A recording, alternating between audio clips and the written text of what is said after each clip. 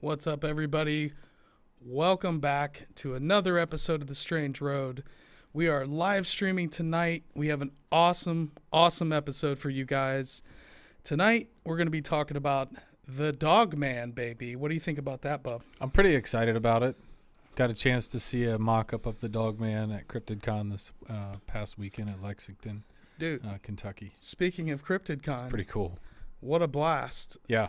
We had an awesome time at CryptidCon this year. We saw a bunch of rad presentations. Yes. Bought a bunch of cool stuff. Yep. We've got some artwork down here that we displayed here in the front of the table from our friends at Cryptid HQ and Sherwin Sketches. He's the man. Sherwin's great. Yeah, Sherwin. We actually had beers with him on Fridays with the Cryptids of the Corn his guy. brother Chester was helping him out. Yeah. So he was operating the booth at times, but yeah, really good guys. But got my fresh Cryptids of the Corn T-shirt. You got your Loveland Frogman. I Yeah. got my CryptidCon T-shirt on, but I'm cold. So if I keep talking a lot and start to warm up here, then who knows? But yeah, much love. I got the Loveland Frogman Cryptids of the Corn Special Edition.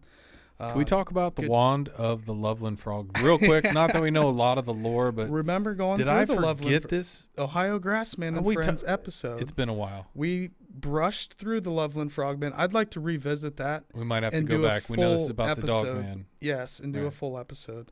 But Who says you can't go back? exactly. It's never too late. We could have some of the folks we met at Bon Jovi. CryptidCon come on, or Bon Jovi, Well, or no. Jeff Wilson. They sang that song. Oh. I have a real quick question. Should we be able to see ourselves on that monitor at this moment? Not at this moment. No. Why is If that? you want to, we can. Kyle can do that. There you go. That's perfect. Working Yeah. through some awesome additions here in the studio too, guys. Thanks, Kyle. We've added some confidence monitors. Some Look at all this. You can't prompters. see most of it. Yeah, we'll have a camera that faces back towards all the There it monitors is. and stuff. You can see the monitors in front of us on that wide angle shot. Yeah, there you go. Try to give people perspective. Sometimes they're like, "Where are you guys doing this at? Whose Yeah, bedroom is yeah. that?" I'm like, "What? That'd be sweet." I would never go to sleep. Well, that kind of brings up a little bit of when we introduced the new studio last week. I got a little excited and just started talking for 7 minutes straight. But I wanted to kind of go back and revisit quickly where we came from before we moved into this space here. Oh, yeah, you should. We were up on the 3rd floor in a space we called Little Bro Zone or Lil Bro Zone. This is Bro Zone 2.0. And basically, Little Bro Zone was a 12 by 9 space, I believe. I can't. Somehow I would we need had- to see it again. I would need, because at one point I'll bet we put 5 or 6 people in that room. Yeah. I didn't say For comfortably. meetings, yeah, for meetings for sure. There was a lot of that. sitting on top of flight cases, And also pushing bookshelves out of the way. Right, we had a table where we did the podcast. We had cameras set up. We had mics. Yeah. And a very, very small space. And then we had 2 desks in there. Yeah. Where Kyle and I were working It's a from. great each little day. coffee table. Yeah. Yeah. Oh yeah, that's where we eat our lunch. There we go. And then we had a couple windows that we blacked out, and Yeah. we were always dealing with sound issues. There was a band practicing, so Painted it, it's taken plastered a bit. over a hole, ripped a box off Right. the wall.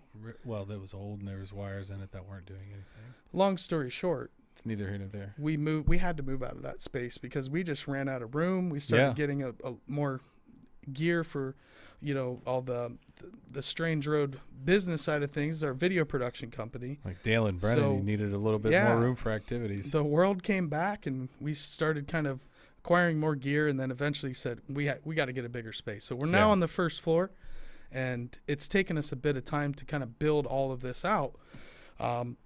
So we're looking forward to cranking out a lot more content. Yeah. But It's a great space, though. yeah, appreciate. I mean, yeah. It's just today I been had a fun. moment where I kind of freaked out for a second. I was like looking around like, hey, where did these monitors come from? And just started putting it all together in my head. Like, sometimes I show people photos of us or videos or stuff, and they're like, they kind of get excited, or maybe they kind of understand it. But like, yeah, when you walk in, you're like, I mean, it feels Yeah. Feels real nice. Real nice. Like a perfect temperature for a bath. Absolutely. It's comfy. Yeah. Well, one more thing I wanted to chat about was Jeff Craig from Map and Black. We got this Hidden Ohio map and guide. Yeah. You fold this thing out. He actually autographed it for me too. But Jeff, this thing is awesome. You fold it out and it's all the different weird places, hauntings, Bigfoot sightings. There's even our favorite markers for Native American burial mounds and effigy mounds and astronomical mounds here in Ohio. It's northern Kentucky. You can't unfold this. Well, that's going to be a thing. Yeah, here you go. We got to flip it. Oh, holy. Flip. This way. There we go. That's okay. That's north. You got north. You got north. Okay. Right. So look at that. This was like one of the coolest things we got at CryptidCon. This is. I wish somebody would just make an app like this already. Right. So here Have you go, you Bub. seen Bigfoot around here? Good luck refolding that. I think I got it. Okay. Give that a whirl. Yeah, so, I guess we can get right into it. Like I said, we're talking Dogman. We've got a great guest, D.A. Roberts. He's from the NADP, and D.A., the NADP is the North American Dogman Project. And they have an awesome website where you can share your encounters. You can upload images, videos, audio recordings. Basically, they've been logging encounters of the Dogman for some time now. And so I saw DA's was the director of Region 2. So I said, hey, let's get DA on. Let's reach out to him. He was cool enough to hop on a call with us, emailed a little bit back and forth. So we're super excited to have DA on. We kind of wanted to lay some groundwork first before we kind of bring the expert in, and just kind of get some of the descriptions, a little bit of the history. And so, yeah, man, if you're ready, let's hop right into it, bub. You got anything else you want to say before we get going? No, sorry, I got involved with that map for a minute, and I started getting self-conscious about the noise. Yeah. Was it loud on the microphone? Of course it was. Was it? Could you just turn it down and play like a little noise in the background, like? But no, I mean, I got not much to add. I mean, my favorites, I would say, takeaways from CryptidCon was definitely Micah Hanks. Yeah, Micah Hanks, big shout out. His talk was great. Great. He's very good. But CryptidCon in general was just a lot of fun, not having gone to that before, never having gone to really a convention before either, and kind of just starting out and getting into that was a lot of fun. I mean, yeah, I met some great people. Man, if we were kids and we went to Ninja Turtles conventions. Yeah. Jesus, my parents, there's no way that would have happened. They probably occurred, but there's no way I would have gone. No. But anyhow. That was great. Yeah, like I said, Micah Hanks was great. And everybody that put on CryptidCon was fantastic. Shout out to Jeff and his whole crew. Those guys were great. Small Town Monsters had a cool talk. Yeah. Visited their booth. Their booth was just a lot of their gear, merchandise. Yeah. Talked with the guys from Cryptid of the Corn. Yep.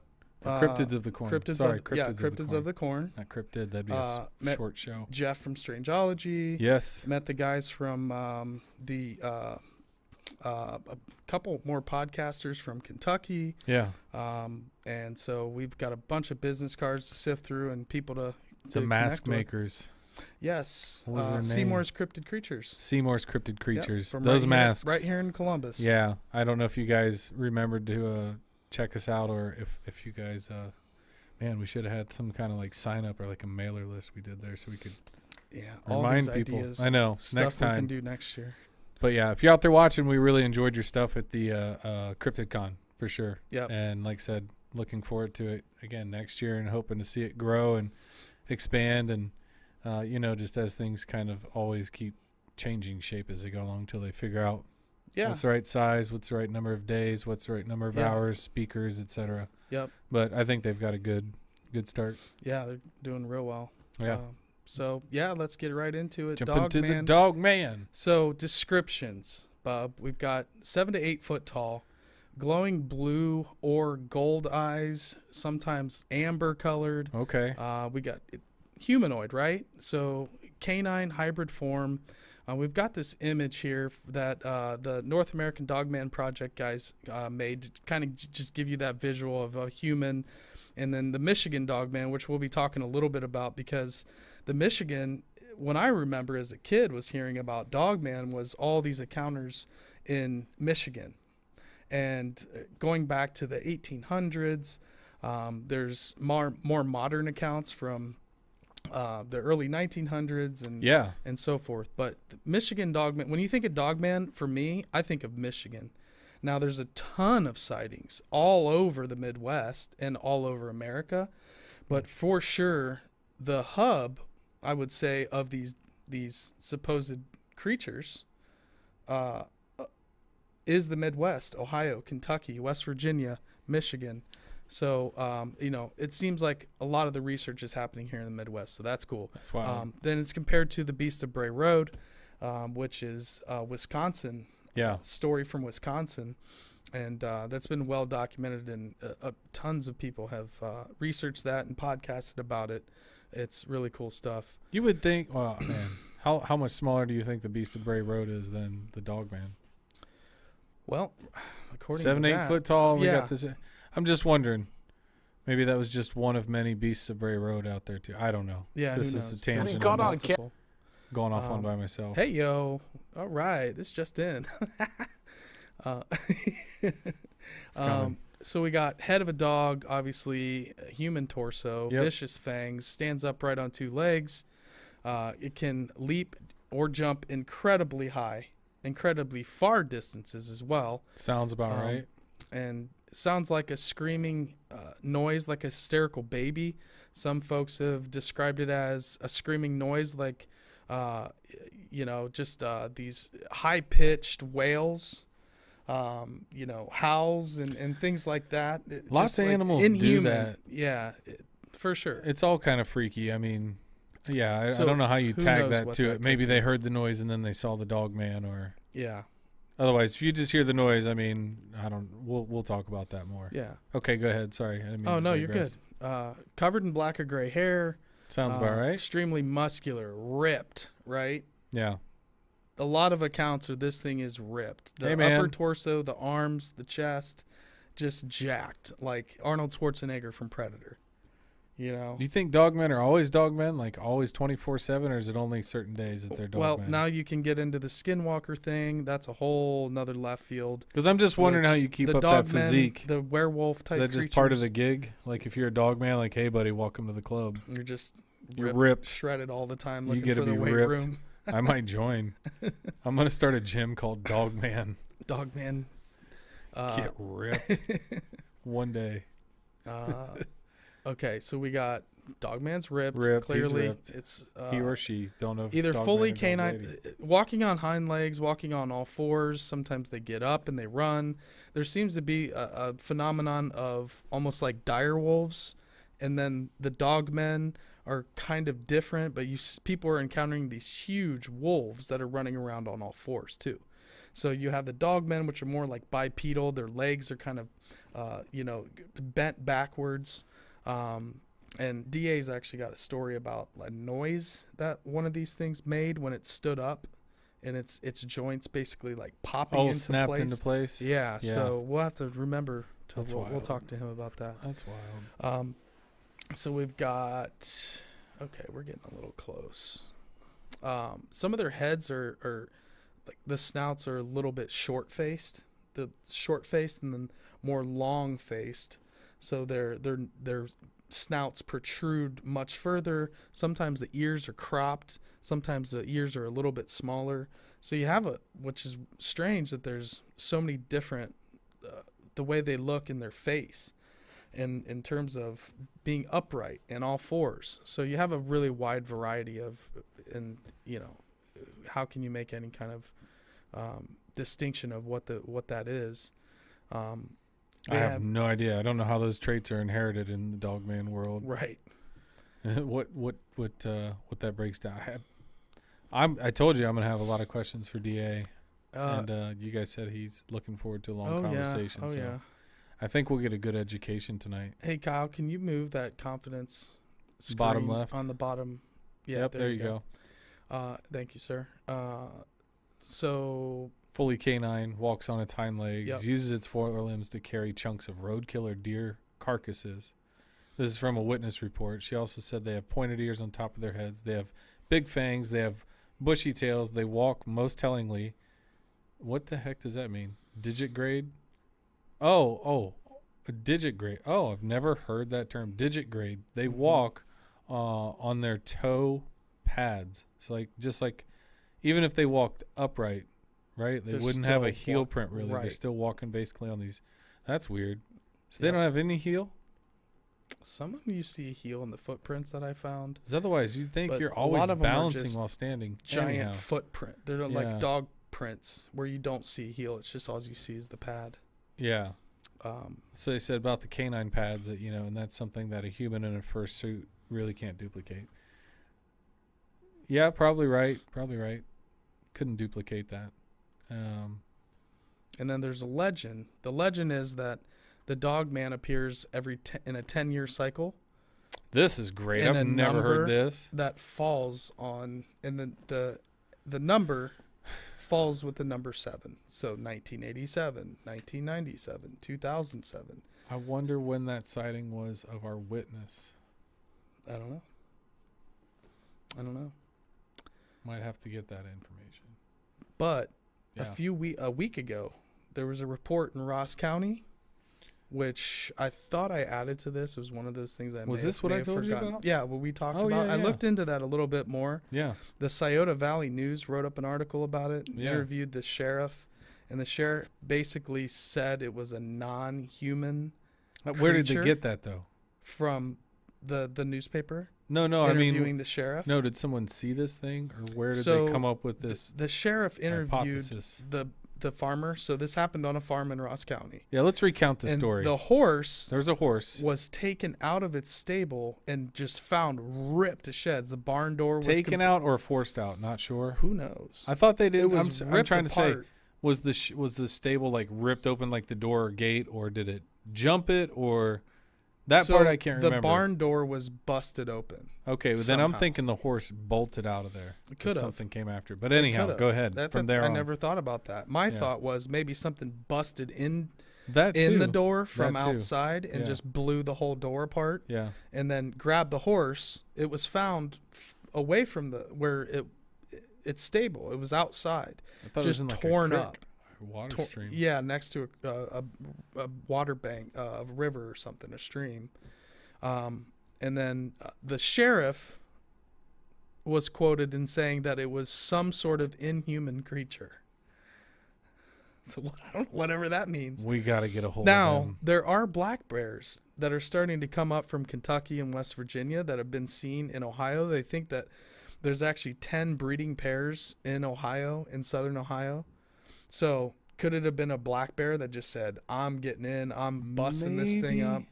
But Maybe. I don't know, black bear. because they thought maybe it was Have some it like sacrifice, like some person came in there, stole the horse, and killed the horse, maybe for a joke, or maybe it was some fucking weirdos. You don't kill And a that's horse why for a maybe joke. the sheriff said inhuman, because the way it was torn apart, it appeared to be an animal had He ripped meant this thing apart. inhumane.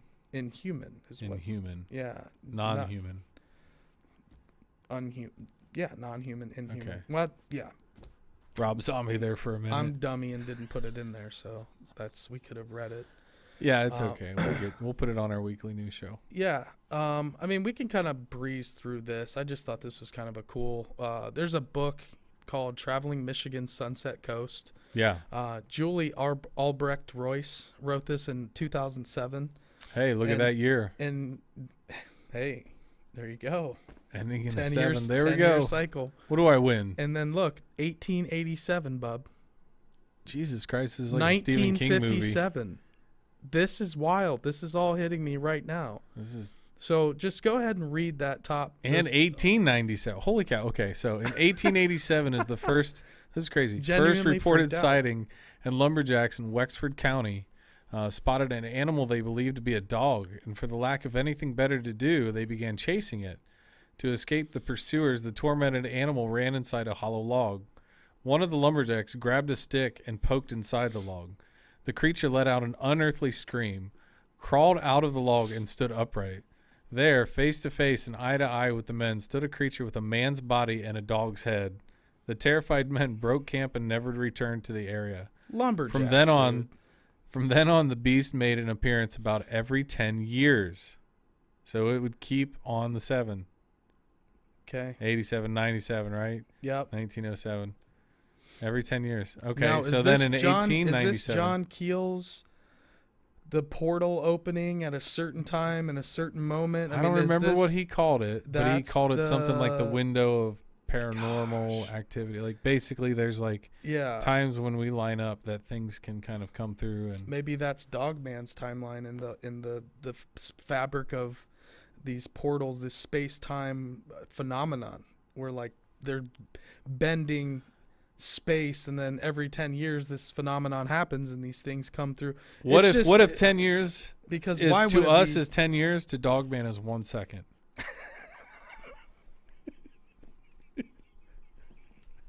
Of guards. I don't know how to respond to that. It's a good thought, Bub, but again, that just broke my brain. Sorry. So then, in 1897, near Buckley, a farmer was found slumped over his plow. It was an apparent heart attack. He's been boozing on the job. Yeah, and who knows? An attack. Hot day. Probably not have been considered unusual, except for the huge dog tracks that were right next to where his body was. So they ringed the ground. Right, and they were around the body. Right. So the ringed dog tracks. Sorry, I missed that part. Hey, Mikey, guess what? In 1957, Jesus, you got to be kidding me. A preacher found claw marks high on an old church door. If it was a dog, it was a mighty tall one, at least 7 feet, he reckoned, to leave marks where they scratched the door. Again, in another weird year called 1967, a van of hippies reported being awakened in the middle of the night by a dog man scratching on the windows. People wondered what they had been smoking. 10 more years passed, and the next incident involved screams reported in the night near the village of Bel Air, when someone saw the creature. Again, a decade passed, and in 1987, there was the report of an attempted break-in at a local cabin. The cuts on the door were believed to have been made by very sharp teeth or claws. Is this... hold on. Why... Ending in the year 7. Don't know. Like I said, on that slide where you had that with the ending in the year 7, did that come from this book? Yes. Well, no, that we actually read that from an article. Shut your mouth. Yeah, did but the article relate to they this could have book? been sourcing from this book. I don't know. That's crazy because that's all you got. 1897, 1887. Well, I found a lot of 1937, 1957, 1967, 1977, 1987. That's crazy. What else do you want from this, Mikey? And then that's pretty much it. I just wanted to kind of buzz through that book. Okay. So Michigan, let's just say Michigan's got some dogman activity. Yep. So this year, Kyle, if we could go to that image we found from the 1961. Yep, there it is. Now check this out, guys. This encounter was in 1961. This is from Michigan again. This person worked nearby a factory on second shift, had returned home after work, was enjoying a cup of coffee while sitting on the porch, and around 3 a.m. early in the morning, reportedly this man saw something move near this gate, and he goes into his house, gets his gun, and goes out to see what it was. Jesus. As he was standing there looking around, he saw a strange hairy creature that would stand on 2 legs and then sometimes go down on all 4s. Boom, there you go. The witness then returns to his house, somewhat frightened, and manages to get his camera and go back outside. This is reportedly when he was able to take the below photo of the creature. Now, we got this from the cryptidcrew.com. Kyle, if you can hit that transition for me. This is the kind of just getting that it zoomed in a little bit. And, it looks like it's just kind of hanging out here behind this, whatever, light pole, telephone pole. So I thought that was an interesting one, but And yep, there he is. So something's happening there. Yeah, I don't know what. I mean, something's analog happening photos are almost like more believable than some of the digital stuff. Like this is an old photo from 1961. Yeah. Well, that's fairly old. Not having Photoshop. You know what I mean? Yeah. What do we got going on up there now? Let me actually just Are you going to play that? Yeah. So actually, Kyle's going to play that. We have this. What is that video from KTLA Channel 5? This is a news report from. I think it was like 2015 or 16 or something like that. Okay. But we're just going to roll that video here. He caught on camera a mystery in Texas. I want to see it. What is this strange figure that people are trying to figure out? Yeah, so there's aliens now, there's monkeypox. What about Wolfman? Yeah, this is really, you guys, sometimes this job is just too much. It's trying me today. Here's some video, though. This one is trying you today? Yeah, it's trying me. This is from Amarillo, Texas. It shows Amarillo. an unknown figure walking around a perimeter fence at the Amarillo Zoo. The creature is wolf-like, I guess. It, to me, sort of looks like the Sonic before they, had to fix it. But anyway, it was spotted at around 1 a.m. in May 21st. Apparently, there was no sign of entry into the zoo. No animals or people were harmed. The city is now encouraging people to submit ideas for what they think it might be, saying, quote, "We just want the Amarillo community to have fun with this." Texas Dogman's big. So good luck with that not backfiring, but we'll keep you posted. I liked your thought, Pedro, that it was Chupacabra. Yeah, Chupacabra. I liked it almost as much as how well All right, we can kill that. I've been there twice. You did really well, though. We can kill that. Yeah, thanks, Kyle. So, yeah.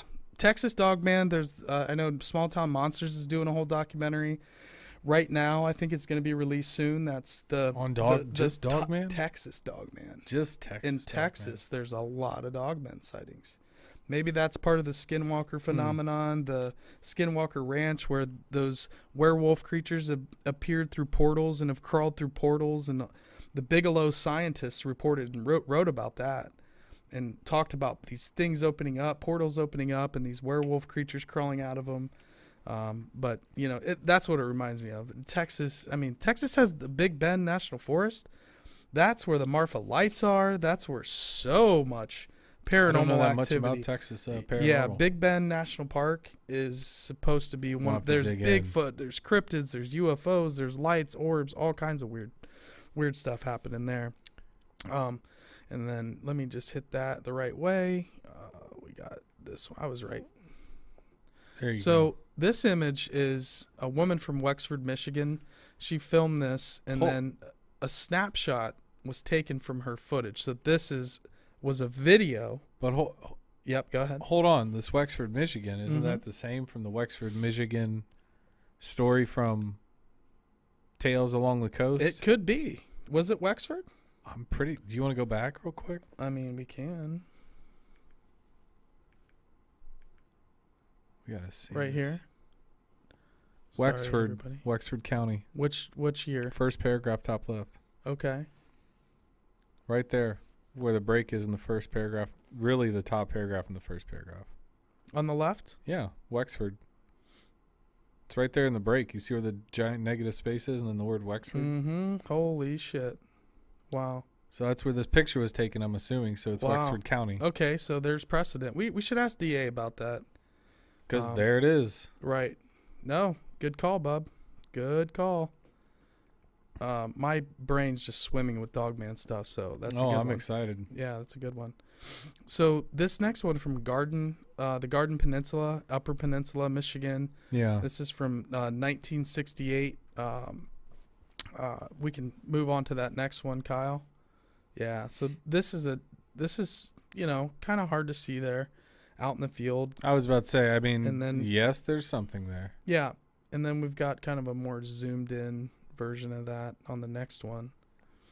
There it is. So, that could be a Squatch. That could be a Dogman. Who really knows? But be a very tall fisherman. Yeah, so 1968, again, another analog old photo that would be obviously our copy's digital, but it dug a little bit and it appears that this was a photo taken and that is archived. So no, I agree, there's something going on there. Yeah.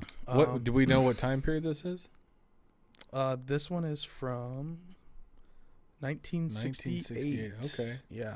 So, Maybe okay. this was Okay. Dogman was packing up and leaving. We're gonna shift gears here, bub. Okay. Had a interesting conversation from a friend that wants to remain anonymous, Oh yeah. and our friend, who we're calling Anonymous Dogman Tipster Man, Anonymous. has Say that again. Anonymous Dogman Tipster. Anonymous Dogman. Anonymous Dogman Tipster Man. Yeah. Anonymous Dogman Tipster Man. So our Anonymous Dogman Tipster, we reached out to him, yeah. and we did a little session pre-recording. He's gonna tell us his story and his encounter. Yeah. We had a little back and forth earlier this week. Last week, and put together this video. You guys can check this out right now. This is our. What's up, everybody? Today we have an Anonymous Dogman Tipster, and for many reasons, our guest decided that he wanted to remain anonymous and not reveal his name. So we want to respect that because it's a pretty interesting story. And again, I always come back to people that are just everyday, normal people seeing really bizarre things. And recently, I feel that maybe the Dogman is starting to kind of give old Squatch a run for his money as the top cryptid icon in the United States. There's a ton of Dogman sightings. So today we have an Anonymous Dogman Tipster, and he's going to share his story. And, you know, I've known this person for quite a while, and I trust him, and I believe that he believes he saw something. And so, Mr. Dogman Tipster, welcome to the Strange Road. Really, I just want to break it down. Yeah, absolutely. You don't have to tell us anything about yourself. Really, just let's get into kind of preface where you were, general area, kind of the ecology of where you were, the area in general, and get right into it. Sure. So we live down in coastal North Carolina, and you know, obviously we got the ocean on one side, but on the opposite end is a vast game lands. Hundreds, if not thousands, of acres. Actually, it's thousands, maybe tens of thousands, I believe, of acreage of just wild game land. So there's a lot of really area that's sort of not too well explored. It's a lot of hunting grounds. But yeah, just a small coastal community down in North Carolina. And so on this particular night, were you heading somewhere in particular? Why were you out? Where were you? And were you with a group of people? Why were you out and about that night? And just kind of paint us a picture, if you will, of and set the setting for us of this encounter. Sure. So as I said, we're in a sort of a coastal community, but we're actually it's a very wooded, almost like there's swamplands and a lot of mature trees. It's you know, mostly the southern pines, but big areas of forest within our neighborhood, really. And we had visitors in town, so there were actually 3 other people with me at the time, and I believe it was 3 years, maybe 4 years ago now. And setting wise, it was late October. It was sort of around Halloween, but you know, it was one of those where the chill's sort of in the air, so to speak. But basically, we went for a night walk, and we live in like I said, a very woodsy development, and there's no street lights or anything like that. So it's fantastic to go out at night. It was a crisp evening, and really we were star watching. So we're sort of just walking through our neighborhood. You know, houses are sort of spread out a little bit, and in between houses, and specifically near ours, there's a couple acres between us and the next property, and it's just all woods. So we were just doing a night stroll, checking out the stars, and enjoying the cool fall evening. So you're not necessarily in a dense city. You're in a residential area, but you're not exactly out in the country either. Yeah, exactly. It's residential, and like I said, in coastal too. So, if you keep going down towards the end of our area, you get to the intracoastal. But yeah, where we're at, it's not as developed as other areas on the coast, and so very wooded. We've got kind of fall night, getting close to Halloween, and you and your friends, you have people in town. You guys are taking a walk. You're heading from just walking around the neighborhood. There's some woods around. But we were just walking along. We had gone for a stroll up the road, and we're heading back to our place. Maybe mile round trip, so half a mile out, half a mile back. And we were walking down the road, and my wife had a flashlight, and we were sort of, like I said, stargazing. So we're walking right down the middle of the street. There's no street lamp, so it gets really, really dark at night. And we were in a stretch of the road where it's all woods on both sides of us. And and like I said, just really checking out the stars, because you can just see so many, especially in a crisp autumn evening like that. Yeah. And we're walking down the road, and she heard something, and so she put her flashlight on it, and sure enough, clear as day, like right in the side of the berm, is this big. Again, I mean, in the moment, no clue, but it looked like sort of like a werewolf, or now I know, sort of like a dogman type creature. I mean, it was big, small deer size ish, but just it's weird to think about, because it's like almost like you see in the movies, where it was like muscular and just ripped and hairy on the back, but you could tell like the hind legs and the whole like torso was just jacked. muscles. That's a lot of people say is just jacked. The upper torso, very muscular. Now, talk about height. So, was it on all fours? It was on all fours. Gotcha. Okay. Yeah. So yeah, it was on all fours. I mean, it was big. So I'm over 6 foot. But it wouldn't have been that height, but maybe on all fours. I mean, at least 4 feet, maybe 5 feet, just tall from prone position. And it's a big creature, because so we do have wolves in the area, mostly coyotes, but they introduced wolves into Virginia again, and they've come down and mated with our coyotes in North Carolina and created a thing called a coy wolf.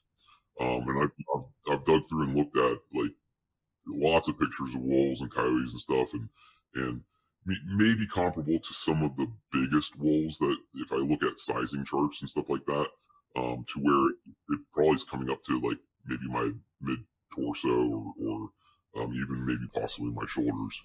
Wow. It was quick, right? So it's not like I got a measuring tape out and was able. Oh to yeah, to of course. We caught it in the flashlight, and it just was in the berm, and it looked at us, and then just bounded across the street and just into the woods. And she followed it with the flashlight as it went.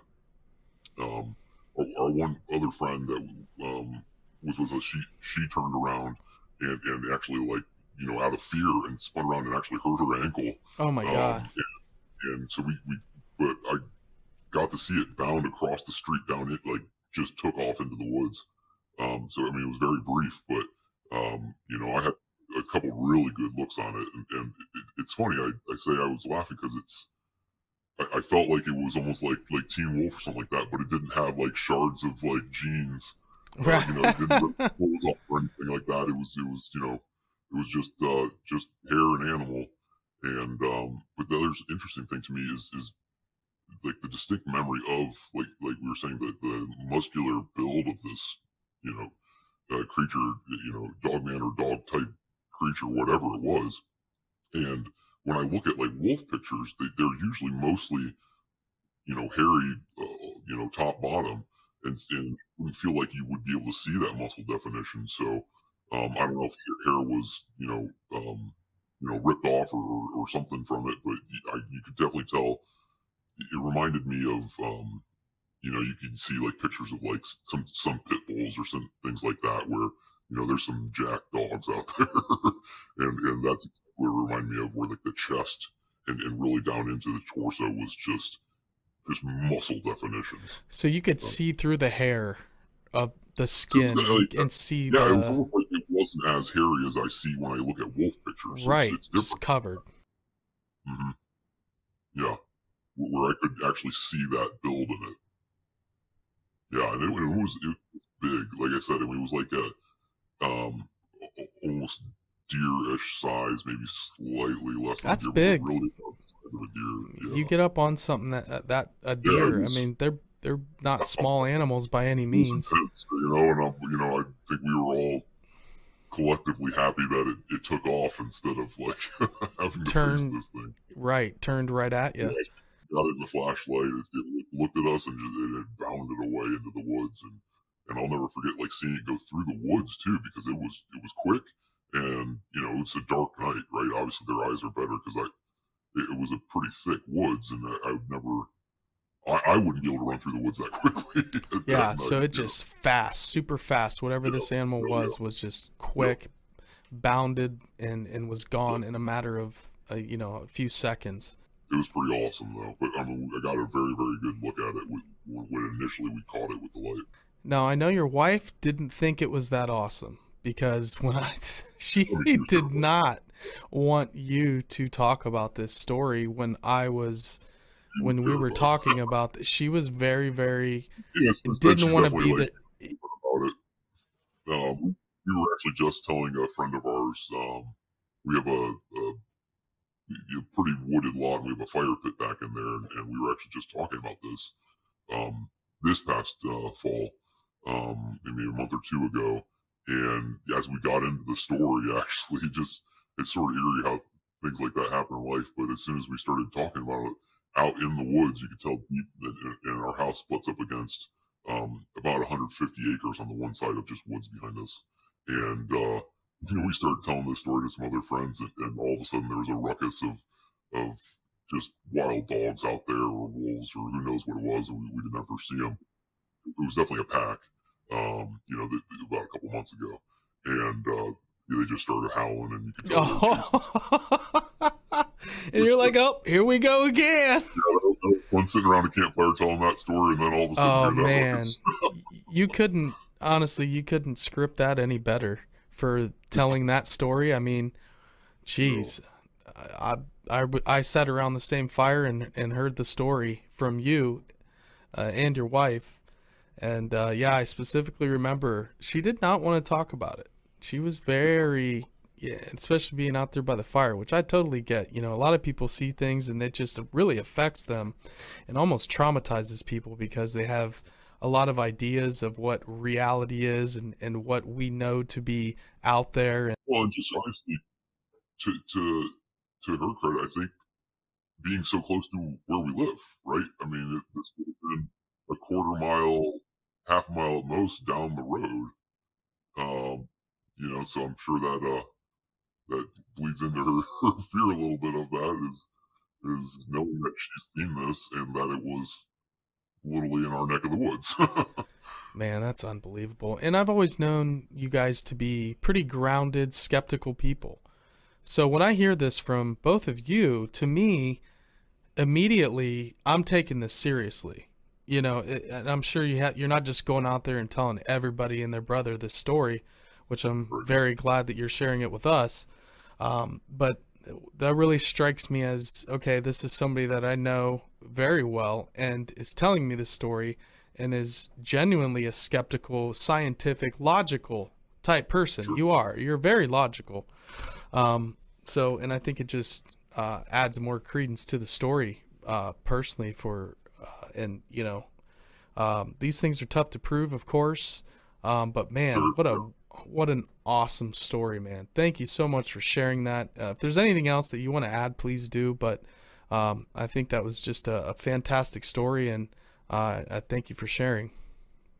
Yeah, no worries, and we'll definitely keep an eye out on this end, and we'll let you know if we have any other encounters like that. It was I wasn't afraid in the moment, and I think maybe just um, we just saw it in the moment, and it took off. But who knows if if it had seen us as a threat or something like that. I would probably be painting a different picture here right now. Absolutely, absolutely. I mean, overall, it seems like the experience for you was positive. It's kind of cool, right?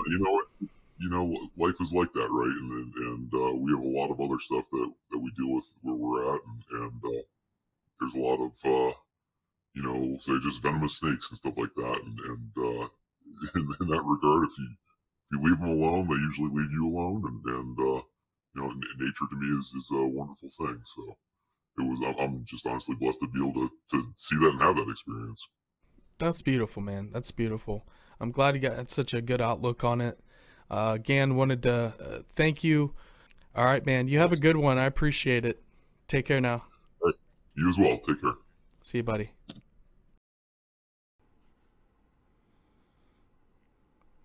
What'd you think about that, Bob? Pretty incredible. Yeah, it's a good story. Yeah. Our anonymous dogman tipster is highly logical human being. Very reliable source of information. Very respected individual.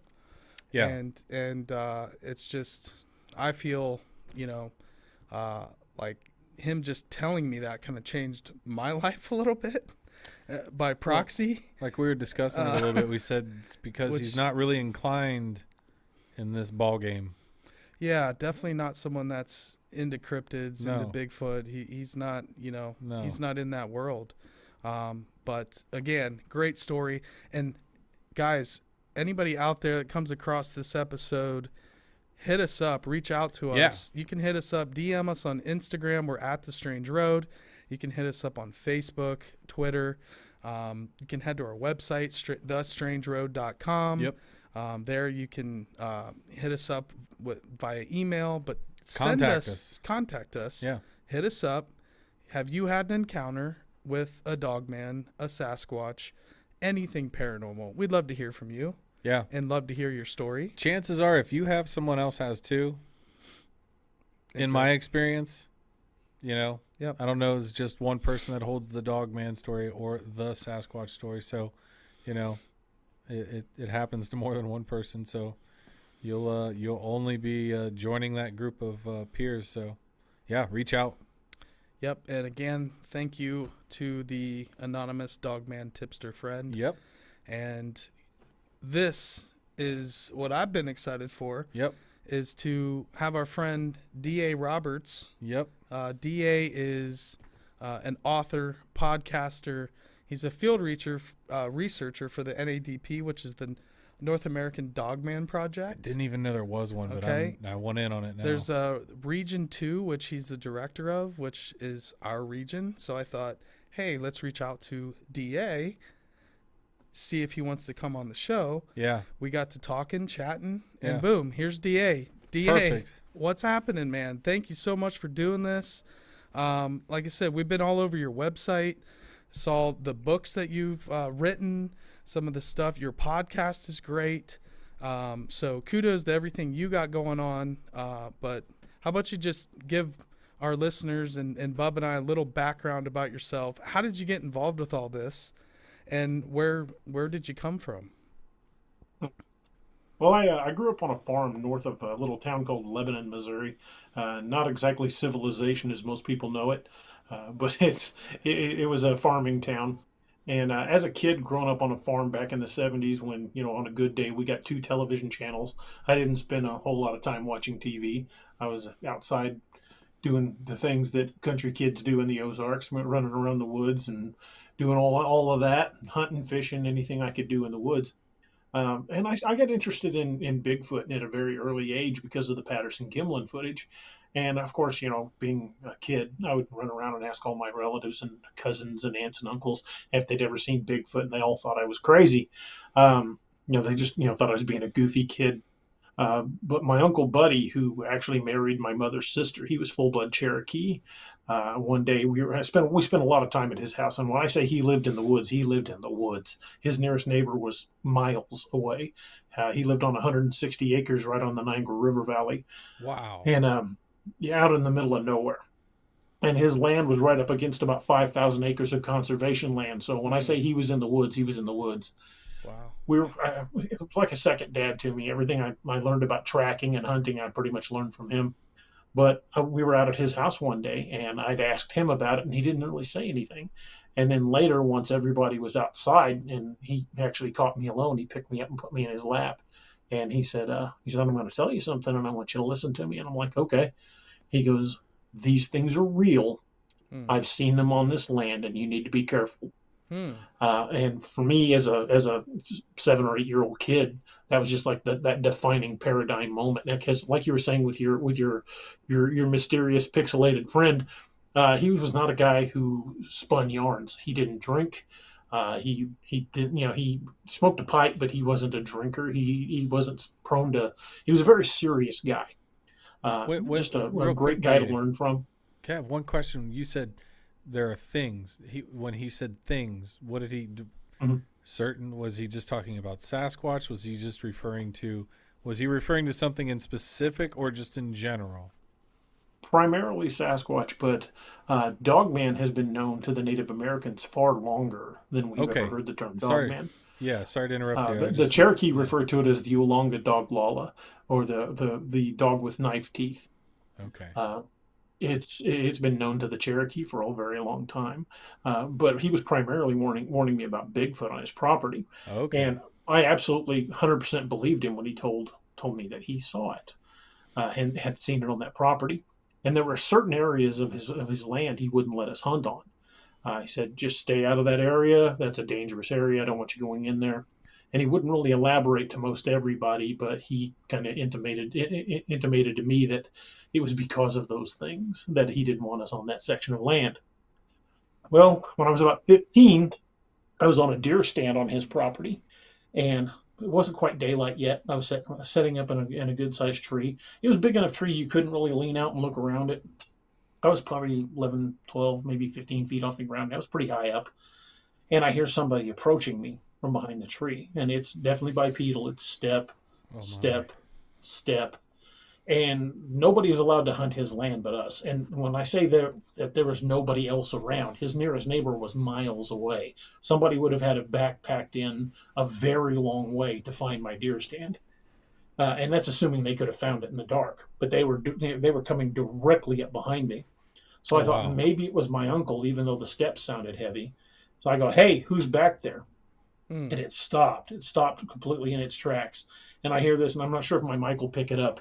I hear this big intake of breath. It goes like that. And then I hear it turn and walk away. And I'm trying furiously to get out of this deer stand. I'm unhooking. And by the time I get down out of the deer stand, get around behind the tree, it's gone. But I can see with my flashlight, I can see the impressions where it had stepped in the leaves. And they were big impressions. So at the time, I figured that's what it was, although I didn't see it. The very next deer season on that same section of land, I was in that same deer stand, but in a different section. I was waiting for a good-sized buck, and my weight paid off. I passed on a few small ones, and I see about a 12-pointer come walking out of the bushes. And every deer I've ever shot, the only reason you ever see a deer is the movement. If a deer's laying still, you're not going to see it, and they're just naturally good at, motion is what our eyes track. So the movement of the deer gave it away. So I wait for it to step out. I line it up, and I was hunting with a British 303 with a soft-nosed bullet, so it's a good-sized bullet. And I hit it right in the sweet spot. It goes down just immediately.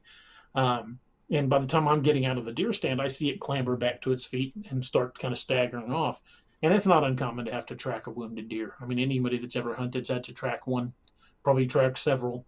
Right. So I get over to where it's at, where it dropped, and I see a significant quantity of blood. I mean, I hit it good, and I could see pieces of lung tissue, what hunters refer to as lung butter, and I could tell I got it good, but it was wandering off.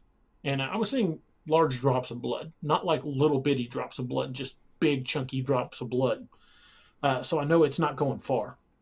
And it makes it a few hundred yards from where I was hunting and drops down into a ravine, down into a dry creek bed. It was about 20 feet down where this embankment was.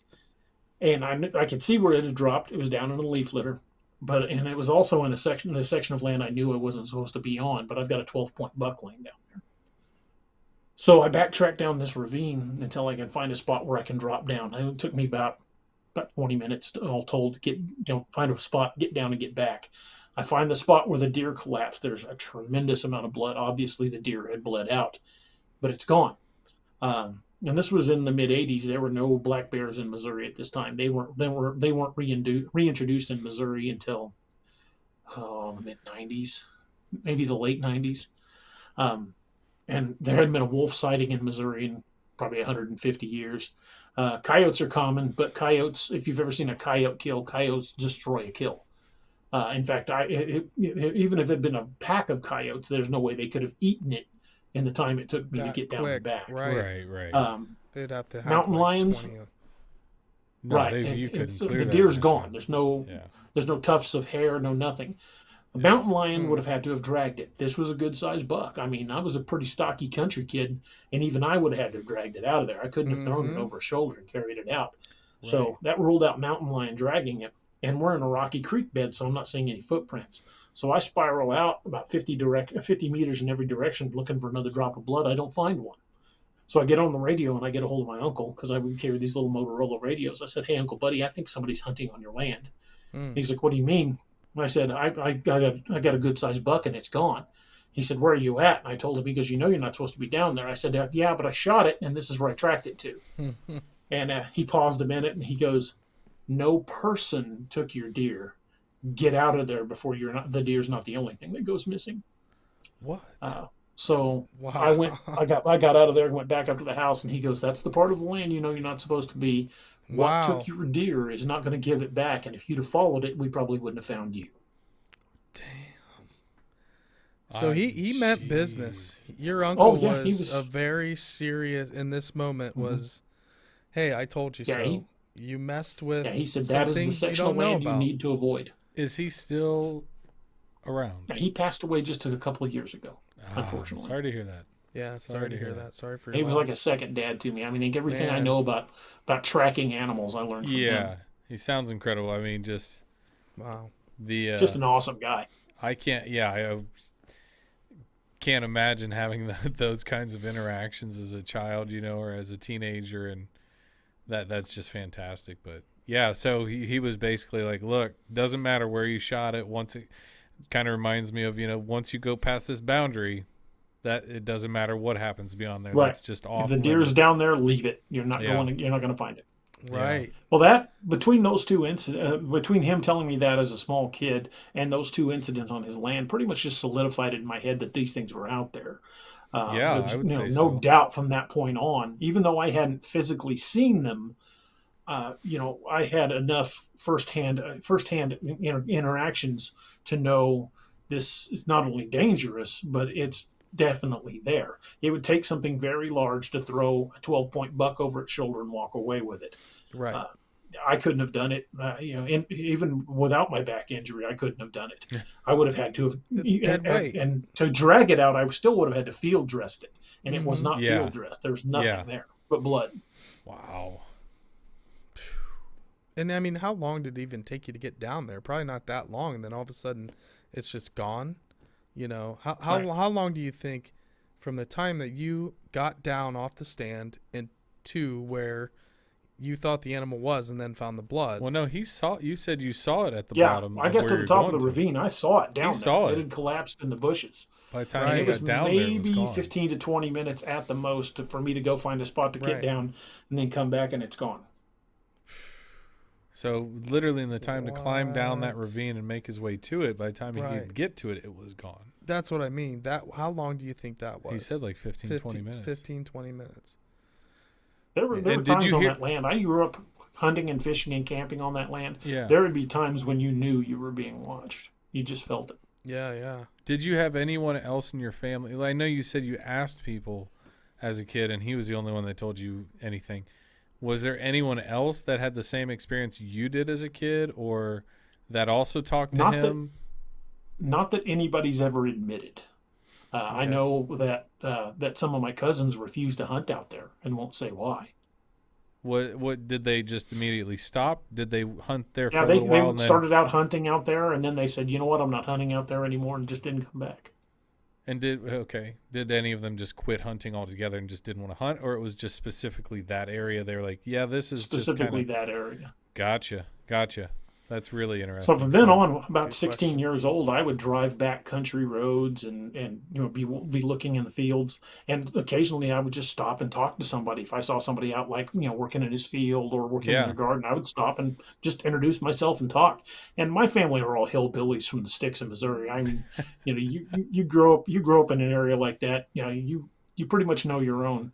So they could tell by the way I talked that I wasn't some guy just out of the city looking for weird stories. I tell them who my cousins were, and odds are we probably had cousins in common. And so I got a lot of really good stories that way. Yeah, we can identify with that. Yeah, my old neighbor Ron, who I lived next to for 7 years, grew up in southern Missouri in the Ozarks. So I 100% know what you're talking about. Oh yeah, from all of his stories growing up in Missouri as a wild man, a young wild man. He needs a ghostwriter or autobiography written. Yeah, jeez. But he was, I can't remember exactly the area, but definitely the Ozarks, Missouri.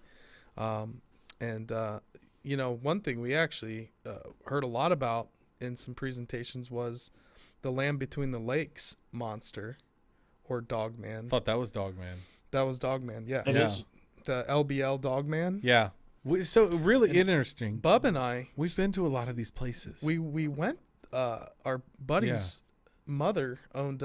She had a cabin down there, and we used it for like a 3-day trip that we just ended up doing. Just a weekend camping trip. Yeah, on the lake was beautiful. I mean, you look out, it's a forest everywhere. They had these giant, huge yellow jackets or hornets flying around that were just like. I mean, it was. I don't remember seeing anything weird out there, but I will say this: that woods was strange. Mm-hmm. The feeling you got off of it was like feeling next to the water like that. Yeah, like feeling like you're being watched. And again, Mike and I, we grew up in the sticks. More cornfields, fields. Very flat Ohio. Mercer County, Ohio. Yeah, a little bit of woods here and there, but nothing too crazy, right? But never really had that feeling growing up, but just. Always, you kind of just know when you're having that feeling. And I remember being out there being like, this place is really cool. It's also kind of a little creepy. Mm-hmm. Like, I don't know. There's just something about it. And then, when we went to CryptidCon, they had some presentations about Land Between the Lakes and Dogman. And it just... And then I talked to DA. DA brought it up. I didn't even bring it up the other day. He brought up Land Between the Lakes. And really? Like, oh, shit. Do you have stories from Land Between the Lakes, DA? Yes, I do. I spent most of my adult life in law enforcement in one capacity or another. I was a corrections officer for a while. I've been a road cop. I was a commissioned deputy, but I ran the overnight security detail for a major hospital system in our area. So I've been there, done that when it comes to time in uniform. But everything I learned as a cop, the investigative techniques, interrogation techniques, I apply all of this when I do field research. Wow. Last year, Nick Valente, one of the other regional directors from the North American Dogman Project, he's a Region 2 direct. No, I'm Region 2. He's Region 3. We met in LBL and spent a week in there. And I've grown up hunting and fishing in the woods. I know the way the woods sound, the way they're supposed to feel. LBL is a different place. It is. Can I ask real quick, whereabouts in LBL were you? Like we're in the northern end. Okay. Just for reference point. It's big. On the way into LBL along the highways, you would see roadkill, and where we stayed in our resort, there were deer walking through the resort. There were, you could see fish swimming. You'd see turtles, squirrels, raccoons, all the usual wildlife you expect to see in the woods. You cross that bridge into North LBL, and it's nothing. In 5 days wandering around North LBL, I never saw a single animal, not one, not even roadkill. Why? Did you ask anyone nearby? Yeah, like, hey, what's does the anyone ecology? hunt over here? I mean that. I'm curious. I talked to several locals, and they explained that they do hunt LBL, but they tend to stick to the south end. They said you don't find much in the north end of LBL. Really? And then I wonder had if there's people any tell good me, if you're going to go into explanation. the north end of LBL, don't go alone and don't go at night. Well, I got there 2 days before Nick did, so what did I do? I went at night and I went alone. Oh my gosh. Yes. Wild, man. My wife says I'm an idiot. Dude, my wife knows there's no way I would be doing that. Don't know if I would go alone. I wouldn't get out of the car. No, I'd go with DA.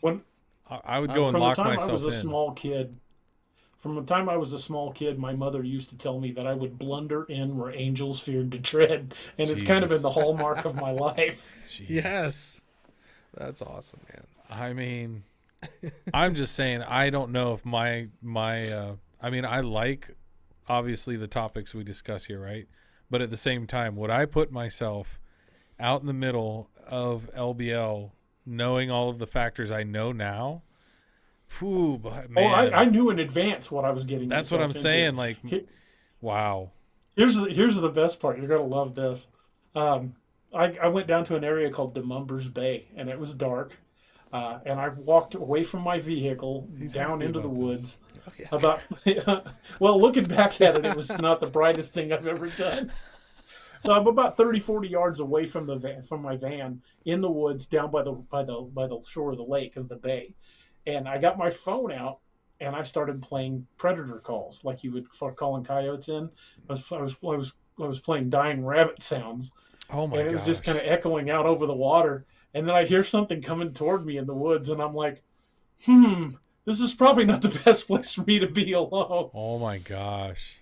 Oh my god! Did you so ever see what it was? To the van and, no, I never got close enough I could see it. Yeah. I realized two things hit me. One, I wasn't carrying a firearm because you're not supposed to carry firearms at LBL. And two, I was 30 yards from my vehicle, so I just kind of watched that spot and backed up to my vehicle and got in and turned the headlights on. And didn't see anything. I'm like, yeah, this is probably not the brightest idea I've ever had. I probably ought to get out of here. That's wild. Yeah, that might be a place we need to revisit at some point and go for like a long weekend and rent a cabin in the northern LBL section. There's a lot to explore. Go do that for a weekend and see if there isn't anything we come across. That would be fun. Anyhow, I digress. Yeah, Nick and I are planning another trip. Very excellent. DA, how did you get involved with the North American Dogman Project? It's kind of a funny story. About almost 2.5 years ago, I was writing a book, my book I called The Lakeview Man. It's set in around the Kimberling City area, and down in that area is a place called the Joe Bald Public Recreation Area.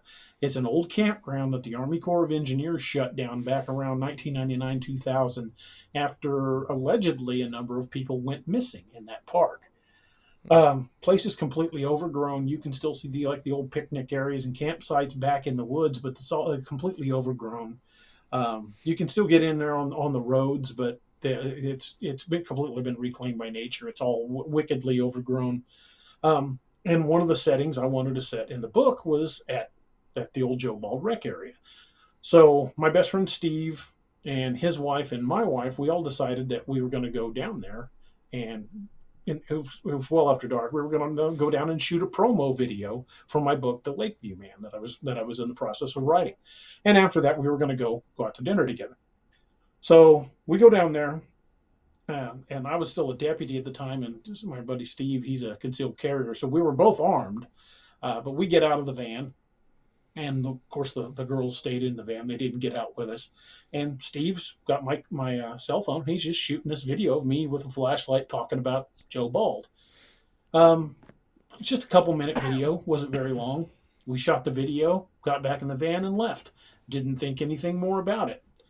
I go to upload the video to YouTube, and I start noticing a lot of eye shine in the background. And that's not unusual. I mean, if you've ever been in the woods in Missouri, eye shine is not atypical. I mean, you'll see raccoons and owls and possums and everything else. But I noticed all the eye shine was fairly high off the ground. And at one point was directly over my shoulder in the darkness. So, I was like, okay, that's a little odd, but there are trees everywhere. So it could have been a possum or a raccoon or just about anything. So I didn't think too much about it. Upload the video to YouTube, completely forget about it. A year and a half passes, and I was doing a podcast called The Nightmare Hunter. And we decided to show the promo video to promote the book. And one of the guys in the audience, a guy named Thomas Whitten, he goes, "Hey, DA, something moved behind you in that video." Yeah, you can't and I'm like, see something move. I'm like, there's nothing moving in that video. I've watched it 100 times. Yeah, and he goes, I've "No, I'm watched telling it you." about 10 times.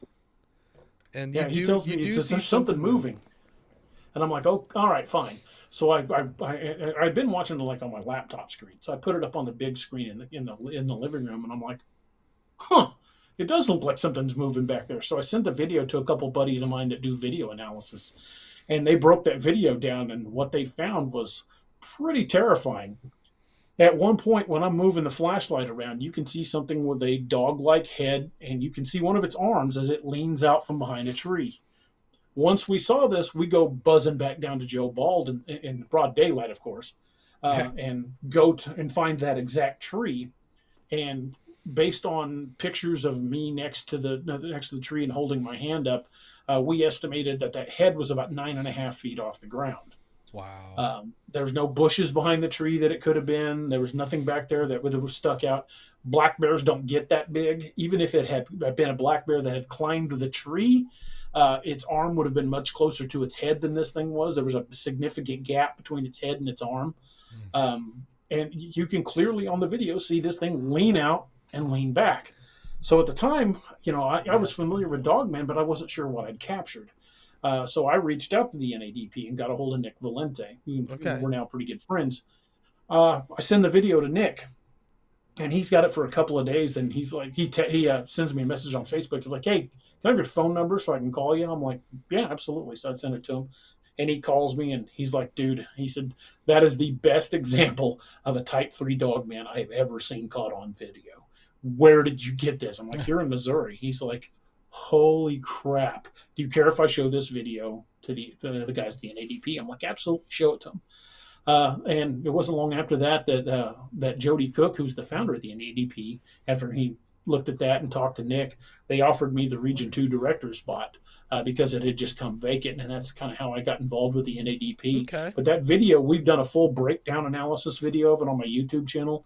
It's called the Joe Bald Breakdown Video. I welcome people to watch the video and give me their opinion on what they think it is. Me personally, I think it's a Dogman, but I'm not going to present it as the smoking gun. It's not the Patterson Gimlin film of Dogman. Yeah, it's just we got something weird. What do you think it is? Yeah, totally. Hey, every little bit adds up, right? Mm-hmm. We got to start somewhere. Absolutely. We start maybe with the stories like we have, or visual encounters, and as we keep building this and getting better at it, there's always the joke of nobody had a cell phone at the time. It's like taking a cell phone picture in, certain instances is not easy, right? The lighting has to be pretty good, unless you're like, "Hey, Dogman, can you just not move a little bit?" Yeah, it's super tough. So yeah, there are more cameras than ever probably, but once you get still something difficult in the woods at night far away, and it's just from, maybe a camera light or whatever's lighting that behind it. So we do have the video. The thing that disturbed me the most about that video is I was a cop at the time. I was a trained observer, and it got within 30 yards of me, and I never saw it. Mm-hmm. Never heard it? Didn't even hear it. Didn't even hear it. But there's talking. It got close to us. And in law still. enforcement, they teach us something that's called the 21-foot rule. Basically, if you've got an assailant with a knife, and they are closer than 21 feet, you are going to get stabbed before you can draw your weapon. And considering how fast dogmen are, at 30 meters or roughly 30 yards, I don't think I could have drawn fast enough to have stopped it from getting me. 21 feet, DA, and Dogman's getting there. And you're all in. You believe that this animal is real. You believe that? Okay. Without a doubt. Well, Nick and I had a visual sighting in LBL. We saw one. Okay. Oh, did we hear this story? No, I was kind of getting there, but on our last day in LBL. Sorry, you don't. Hey, you don't. We went off on a. I usually have a disclosure where I say I'm going to ask a lot of questions. You don't have to answer any of them, but I ask a lot of questions. I tend to go off on tangents anyway, so it's perfectly fine. Hey man, but love it. on our last day in LBL, we were leaving in the area called Demumbers Bay. And supposedly in 1974, there was a couple killed by a dogman in Demumbers Bay. It was witnessed by a person that worked for Kentucky Fish and Game. Okay. But Elijah Henderson's the one that covered that story to a great degree, but it's a fantastic story. Well, anyway, we're leaving Demumbers Bay, and we're driving very slowly down the road, just looking to both sides. We're looking. A lot of LBL is what they call primitive campsites, and they're set back away from the road. Right. So you can see some of these campsites through the trees, but there's zero amenities. If you need electricity, you better bring a generator, because there's no electricity, no running water. These are primitive campsites. So everything you need to camp, you've got to bring in with you. So we're driving slowly, looking at some of these primitive campsites, maybe doing 3 or 4 miles an hour at the most, just creeping down this road. And I had my cell phone in my hand like this, with the camera app up, ready to record if I saw anything moving. So we're driving down the road, and I'm looking kind of off to the right side of the road, and I passed over something that, like, there was kind of like the bells and whistles going off on my head, that there was an odd figure, but I just was still panning like, hey, what did I just see? And then it moved. It turned its head and looked at me, and what I was seeing was a upright canine, head like a German Shepherd, kind of somewhere between a German Shepherd and a wolf, only the snout was shorter, the ears were up, it was completely black, it was standing on 2 legs, and it had its hand on a tree, like it was just sitting there. What?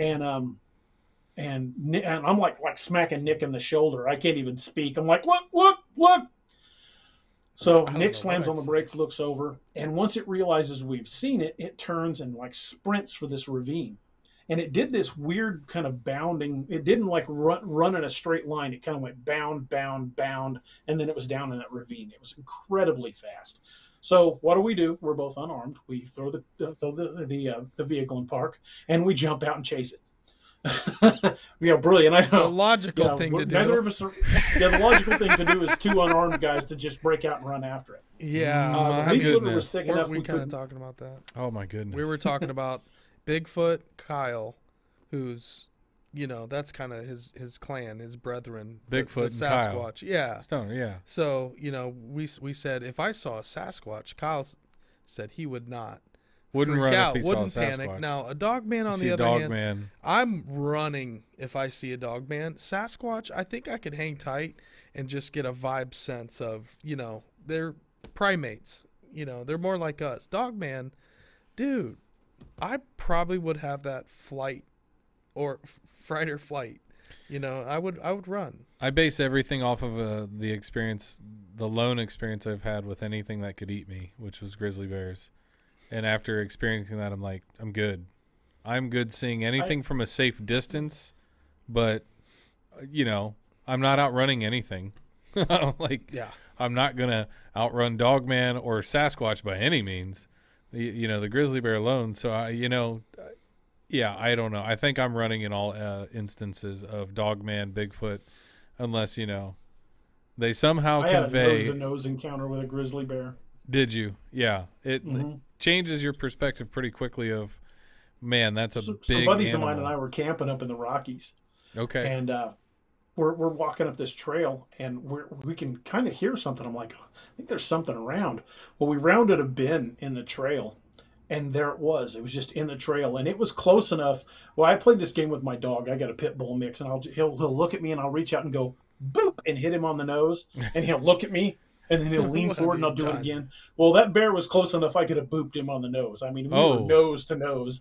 Dear Lord. These idiots that I was camping with were the kind of guys that would claimed they would wade through hell to fight a rabid wolverine with me. I will never leave you in the woods. We're right there with you to the end. Laughed. First thing I said was, don't run. And what do I hear? Running. Yeah, that puts you in a tough nose spot. with this bear. Yeah. Well, fortunately, this was the time of year the bear just wasn't hungry. If it had been like close to hibernation time, or if it had just woke up, right, fat guy would have been on the menu. But right, I had to explain to him I'm high in LDL cholesterol, and that's the bad kind. He didn't want me. But we just kind of looked at each other and went our separate ways. Wow. So yeah, that could have gone very badly if that bear had been hungry, if it had cubs. But yeah, we for just kind sure. of looked at each other and had almost the same "oh shit" expression on our faces as we looked at each other. And it went its way, and I went mine. Wow. Of course, I was mad as hell when I caught up with my buddies. I'm like, "You jerk-asses." Yeah, I wasn't even that close. I was just close enough to realize that if there was any reason that the bear that I was seeing decided that it wanted to come investigate us, have a snack, whatever it wanted to do, rules that arena. Yeah. I am a fixture to it, you know, to be done with whatever, you know. That was my concern, was like, it's just an unpredictable big wild animal. Now, again, for say Sasquatch or a Dogman, with maybe Sasquatch I could understand, you know, giving him a little bit more room for, maybe he doesn't have harmful intent outright. Dogman, I'm going to put it out there. I haven't heard a lot of Dogman friendly stories. No, there are no. I've never heard a single friendly generally. Dogman. See what I'm saying? Yeah, Right. I'm running then. Yeah. Or I'm not getting out of the car. I don't know. See, running, I would probably. You don't want to run. There's a wild animal. I mean, I'm smart enough to know. I've been attacked by dogs. Response. Yeah, it kicks in the chase and predator response. Yeah, I wouldn't run. I mean, I've had dogs chase, like big dogs chase me when I was a kid. That's scary. And, you know. Now it's Dogman. Yeah, so. Scarier. If you rounded a corner in a trail and you came nose to nose with a Dogman, that's definitely a brown pants moment. Yeah. Oh, that's... At that point, the only thing you can really do is try and taste bad. Being a part of the NADP, what does that entail? Hold on, let's go back to the sighting. What happened? The encounter that he had in Land Between the Legs. Oh, was there more to it? Did we not get the? Never mind. Did we digress too quickly? We digressed. Did we, DA? And if we did, by all means, a little bit, but not stop a whole us. lot. Stop us, and you're not going to hurt my feelings. Be like, hey, Justin, we need to get back to that. You were saying it's kind of like a short-faced, up on husky two legs. The German snout was Shepherd, blunter and wider. Yeah, so kind of like a mastiff snout, but the head was shaped more like a wolf. So we digressed when you said you and your buddy decided to run after it. Now, cut. Yes, we did. Back to that. You ran after it. We found the impressions in the leaf litter. Because they ran after it. Ground pack was too. Yeah, we went after it. We found the impressions in the leaf litter, but there was the leaf litter was too thick and the ground was too hard packed to actually be able to find a track to cast, and it went down into a ravine that we would have needed ropes to have gotten down into. So there was no point in chasing it. We could still hear it going through the woods, but neither of us were like heavy foot in the so it's covered you in leaves. Like smacking branches out of the way. Okay. I just want to say one thing too. Running through the woods, it's just making all kinds of racket. That's what I'm imagining. How DA said it ran across the road though. How it was like skipping along like Willy Wonka. It went from the tree kind of away from the road, and it did it in this like weird like loping bound. Like it went to the right, to the left, to the right, and then it was down in that ravine. I've seen dogs, not saying this is a dog by any means, but maybe in the canine kind of vein. I've seen dogs have that kind of weird bounding motion to their kind of gait. In videos, I have seen that before, but I don't know if that's just an emotional state they have in that, or if that's just how they move.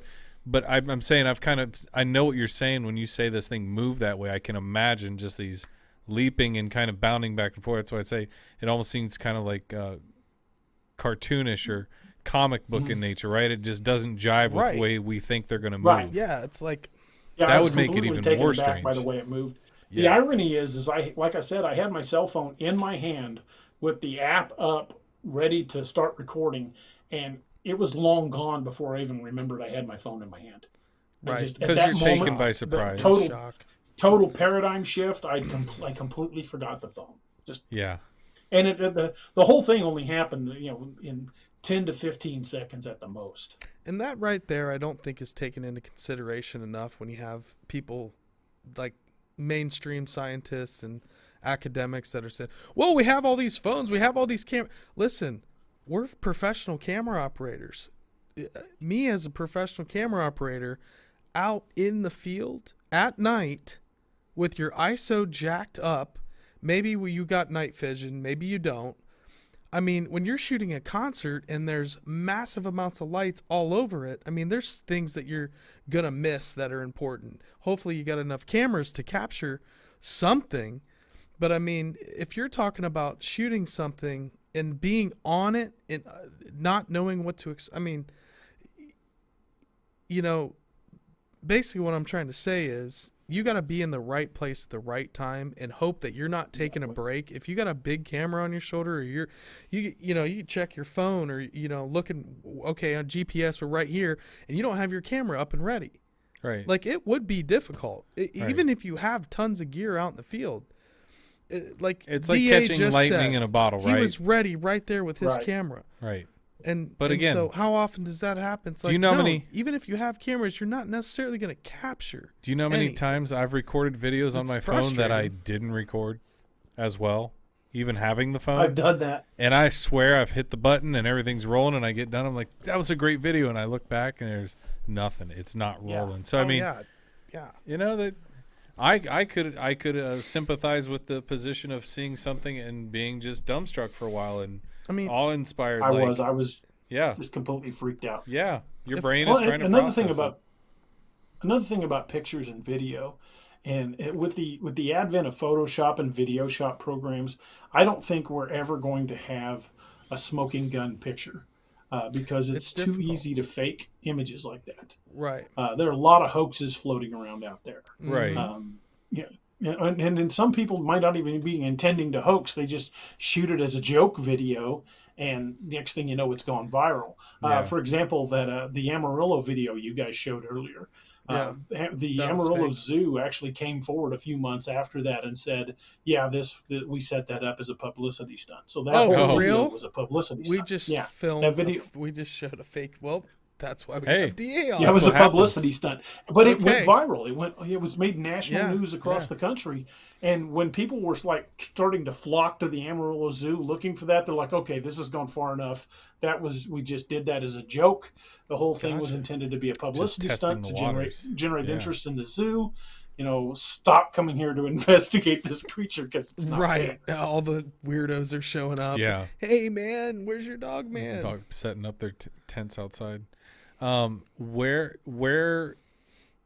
the Dogman went that you and your friend saw, you didn't go at? Well, you went after it. You said we did initially until it went jumped down the into ravine and just super. And that was it.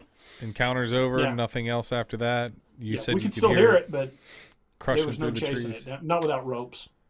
Wow, that was the only encounter you had while you were there. While we were in LBL, well, we had some questionable encounters, like at the Nickel Cemetery.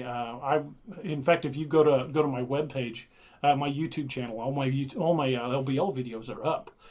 There's one video that I shot at the Nickel Cemetery where I was the only one there. I just had my camera set up on a tripod and I was talking to the camera. And every once in a while, you'll see me stop and look off camera. It's because there was something walking in the woods behind me. And I at one point I'm like, hey, who's back there? And nobody would answer me. And that was shortly after the point I realized, hey, there's something back there. So I shut the video down and I went in the woods, and I could hear it like moving away from me. But at that point I'm like, hey, wait a minute, I'm out here by myself. I've got no cell phone reception. Nobody knows where I'm at. Even my wife doesn't know where I'm at in the park. Right. Maybe this is not the best place for me to be chasing something by myself.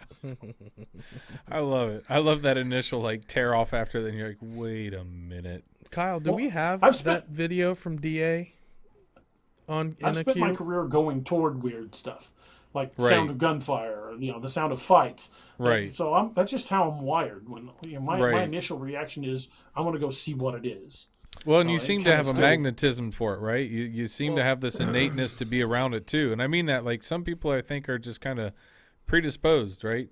Well, I've had the one really good sighting, but I've had a number of things circling me. I've had a number of things pacing me.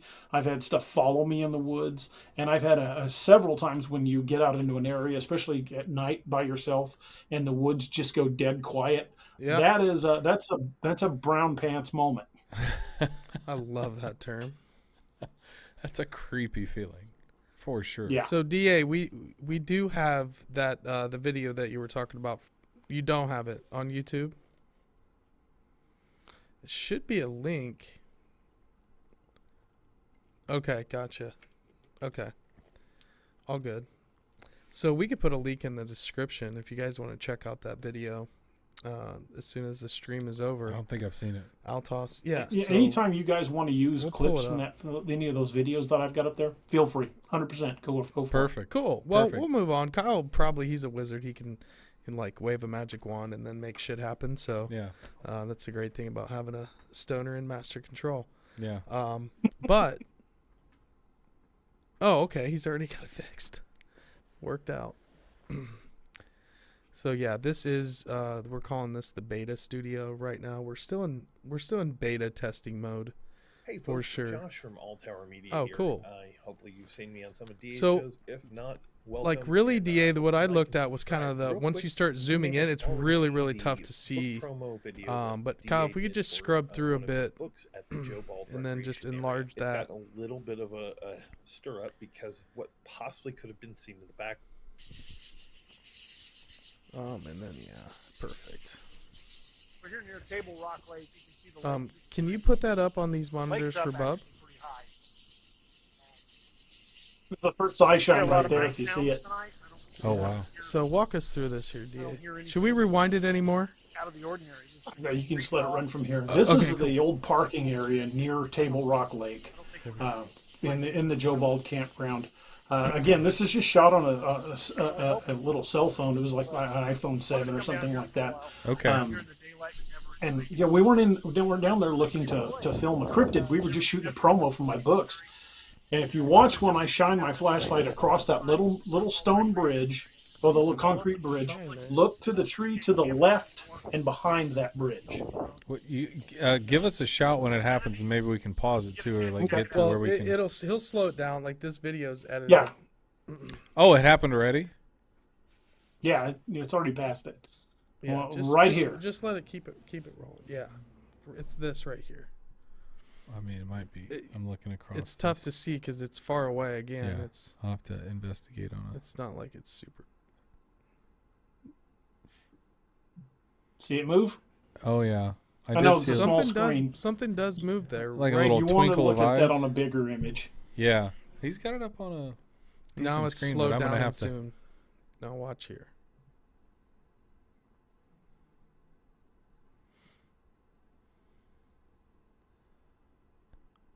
Something. And there it moves back. Can we rewind that? Hold on, just he has another section coming. Enhanced. Oh, okay. Now you can kind of see the enhancement that he was talking about. He sent this off to his friend. See how far you can see the hand there on the part of the arm, how far away it is. It's clearly it's not like a bear. Whatever that is, it's pretty big. That's what I saw the other day. That kind of looked like a claw, or the hand with claws Yeah, on I it. did show you this. Yeah. Okay. Yeah. I do know what you're talking about now. And so you said, did you go back to this site and estimate the height? Oh yeah. That's okay. That's where that came the from. head would have been Okay. about 9.5 feet off the ground. Gotcha. Again, I'm not offering this as smoking gun proof of anything. Sure. We Sure. caught something weird on camera. Sure. I You You personally do see feel it like it move was when a it's dog zoomed man. out. You see something move. Yeah.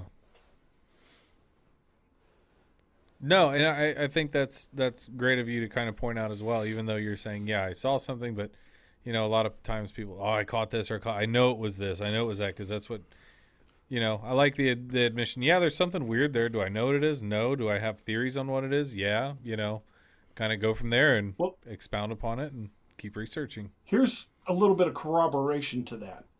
About 6 months ago, I met a guy who has not given me permission to use his name. We're kind of in talks to get him to come on the show, but it's probably going to be one of those fritzed out, Anonymous pixelated dogman images like tipster? before, or in Anonymous shadows. dogman Yeah. tipster. He was telling me a story. He said, "I want to tell you something. I want to know what it is." He said, I've been racking my brain." He said, "I was at a friend's house. My car wouldn't start, so I had to borrow his car to come home." He said, "So I'm driving down this road, and I see something darting between houses." And he said, first I thought it was a dog, but then it darted out into the road ahead of me, stood up, and attacked my car. It attacked the car he was driving, did a couple $1,000s worth of damage to the car. He finally gunned it and got away from it. He said it was black, it was upright, it looked like a dog, but it stood up. What is that? And I said, well, it sounds like a dog man. I said, where did this happen? He goes, on Joe Bald Road, just down from the old campground. Come on. Joe Bald Road, there you go. Absolutely serious. There you go, bub. That's crazy. I love it. And I was like, holy crap, seriously? So It's did like, you yeah, kind of my discuss friends live then? down there. Yeah, did you Yeah, we discuss talked about your... it quite a bit. Oh, I'm sure. So is there kind of a heavy presence there, or is this the two encounters that... Are there It is a stories going creepy back place. millennia? Are there stories going back generations, to, I would yeah, say. I'd be curious to know. I've talked to locals in the area, and again, it happens one of two ways. Either they say, "Oh no, I've never anything like that," or the other end is people that say, "Well, if you go down there at night, you better be careful what you run into because you may not like it." Right. They don't come so out and say it, but... two schools down there. Yeah. The Ozarks have a rich history of Bigfoot sightings. Yeah. And I think a lot of early dogman sightings from people were labeled as Bigfoot sightings because they didn't know what else to call it. I mean, what else is running around the woods that's big and covered with Big, hair? dark. There's yeah. a lot of Bigfoot stories about saying they had a snout. Well, so or not even obviously knowing not a about Bigfoot. Dogman, you know, to And then, be honest, you know, like... exactly. yeah. And then you get into the differences between digitigrade and plantigrade feet. Yeah. And, Digitigrade. and then you start hearing those. Yeah. It's a great term. Yeah, I love that term. well, I'd never seen it. Well, You'd never read digitigrade it is out like loud. a dog's back leg. Yep. Yep. It's got the paw and kind of got the hawked leg with the knee Yes. bending backwards. Plantigrade are like our feet or like That a reminds Bigfoot. me. Plantigrade feet are typical human feet, but digitigrade are more dog-like or cat-like. Gotcha. DA, didn't you have a story about like a noise that when something like stood up? Mhm. And I've taken numerous accounts and even watched a few on documentaries where people that had dogman sightings said that they initially approached on all fours, and just before they stood up, they heard a popping sound, and they likened it to somebody cracking their knuckles. damn. Have you ever seen the movie? To me, it seems like the hands are changing perspective, like their paws on all fours, and they change their hand morphology to open it up. But if you look at like a skeletal view of a dog's paw, the dog's toes are folded in like this, and it runs on its paws like that. It almost looks like it could extend them to be fingers, but they're not designed to open that far. Oh, wow. Gotcha. It reminds me of the movie Underworld with the vampires and the lichens or the werewolves when they transform and you can kind of hear all these different tendons and bones popping and crunching into place. Oh, that's crazy. So you've had witnesses tell you, yep, that's what we heard when they were like morphing into the Dogman. And when they were standing up. Wow. Now, could that be their back popping or their legs popping as they stood up? Sure, maybe. Yeah. Could it be the paws changing morphology? That's my theory, but again, it's a theory. Sure. One thing that everybody needs to bear in mind is there are no experts in this field. Right. All we have is theory. Right. And anybody that's listening, you guys, anybody that's out there, your theory is just as valid as anything I've come up with, because we don't know until we get one to study. We don't know. Right. No, and that's again great points to make. To encourage people to speak up and keep their eyes open, more their ears sightings open. out there. People don't talk. They don't want to talk about this stuff. Some people don't. No, I mean they have everything to lose and nothing to gain. I'm already known as that guy, so I think I would probably talk about it. Oh yeah, for sure. Well, the history on these creatures dates way back before anybody knew the term dogman. Let's Dogman talk about is the more story. of a recent term. Okay. Let's go into some of the history, DA, because I didn't want to gloss.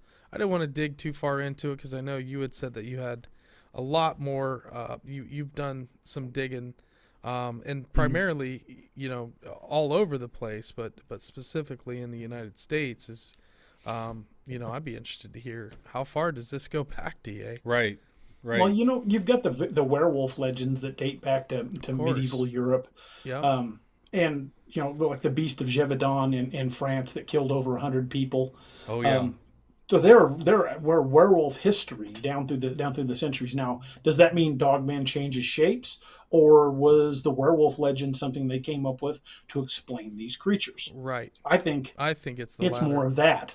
I Yep. think people would see these creatures and assume that it was a man that somehow became the wolf. Well, trying to incorporating Transylvanian lore.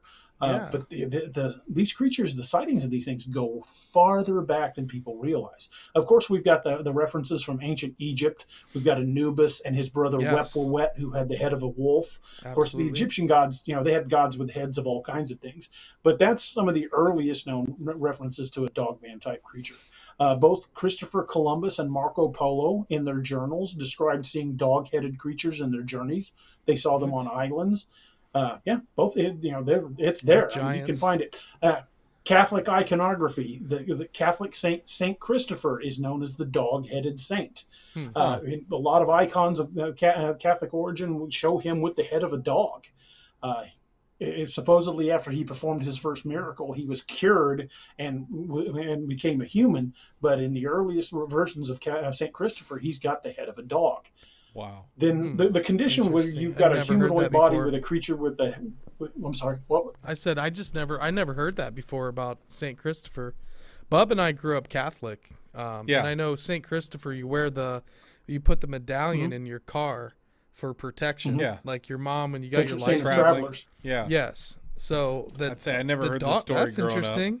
Well, our religion teachers never told us. I would have been more interested. You got your phone on you, correct? Yes. Okay. Go to Google Images and put in St. Christopher. DA, were you going to say that combination was a chimera? Technically, yes. Anything that has the combinations of features of more than one animal is technically a chimera. But we're looking at something that goes back even farther than our ability to blend two animals genetically. Right. The earliest references that we know of in history, not just counting mythology, the earliest references we know in history refer to something having the body of a human or humanoid and the head of a dog. The condition is called cynocephaly. It basically means having the head of a dog. Where that term comes from, both the Greeks and the Romans encountered dog-headed creatures and fought them. They referred to them as the cynocephalus. They were encountered in northern Africa and in India. The Romans and the Greeks documented these creatures, that they had actually fought wars against them. Wow. Did you find the picture of St. Christopher? I did. I'm kind of speechless. I'm going to paste it in our chat thread. So if it goes back that far to Greek and Roman history...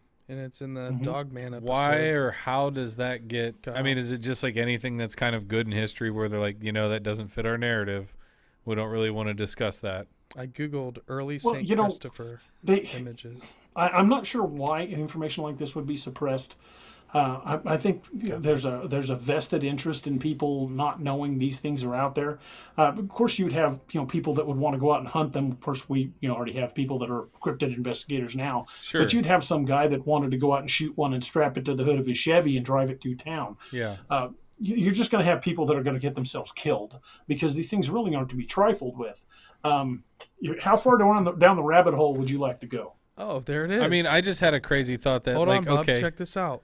Kyle's putting it up right now. That looks like a cool... He doesn't have it live yet. That's the one I found, Kyle. My mom would actually approve of that tattoo. She couldn't argue that. That'd be like, it's totally legit. Yeah, the Catholics. I might get Saint that. Christopher, the dog-headed saint. That's a wild image, bro. I might go that route. It looks like my dog. This is kind of blowing my mind. Kind of looks like my dog Ruby. And that is Catholic iconography. Totally. I mean, this is like before the Renaissance. This is like what, 1400s? 1300s. This is old. Oh, some of the first known sightings of a Dogman type creature in the United States were cited by French trappers in the Kentucky and Tennessee river valleys. When they encountered them, they referred to them as the loup-garou, which is the French word for werewolf. But they were seeing dog-headed creatures in the late 1600s in Tennessee and Kentucky. Wow. Look at that. So here's my that's crazy. Here's my conspiratorial take on this, DA. you know, they officially say, no, there's nothing out there, Dogman, Sasquatch, etc., knowing full well they are out there. And I'm going to just maybe put sorry, Dogman, all I've heard is bad stories about you. What if that's because every now and then Dogman needs to snatch somebody up and they need some willing, unsuspecting, non-Dogman believer out there, you know, spilling a mocha on themselves and getting all nice and tasty for Dogman and just waiting. And then they're like, hey, whew, we made it another year. There's all those idiots that don't know you're not supposed to go out at night in dark places by yourself in the woods. Like, what? Well, I mean, like I was saying, how far do you want to go down the rabbit hole? All the way. I want to know if there's an end. I want to know if there's a bottom. All right, here we go. This is going to require a little bit of tinfoil on your part. So, gotcha. Put your tinfoil hats on and ready. Run with me here. Gotcha. I'm ready. This is lined internally. There we go. One of the earliest known stories that we have of a Sasquatch killing someone was recorded in Teddy Roosevelt's book, The Wilderness Hunter. It's called the Bauman Incident, Teddy, where two trappers went out, and one of them was killed by a Bigfoot creature, and the other one basically abandoned all of his equipment and fled.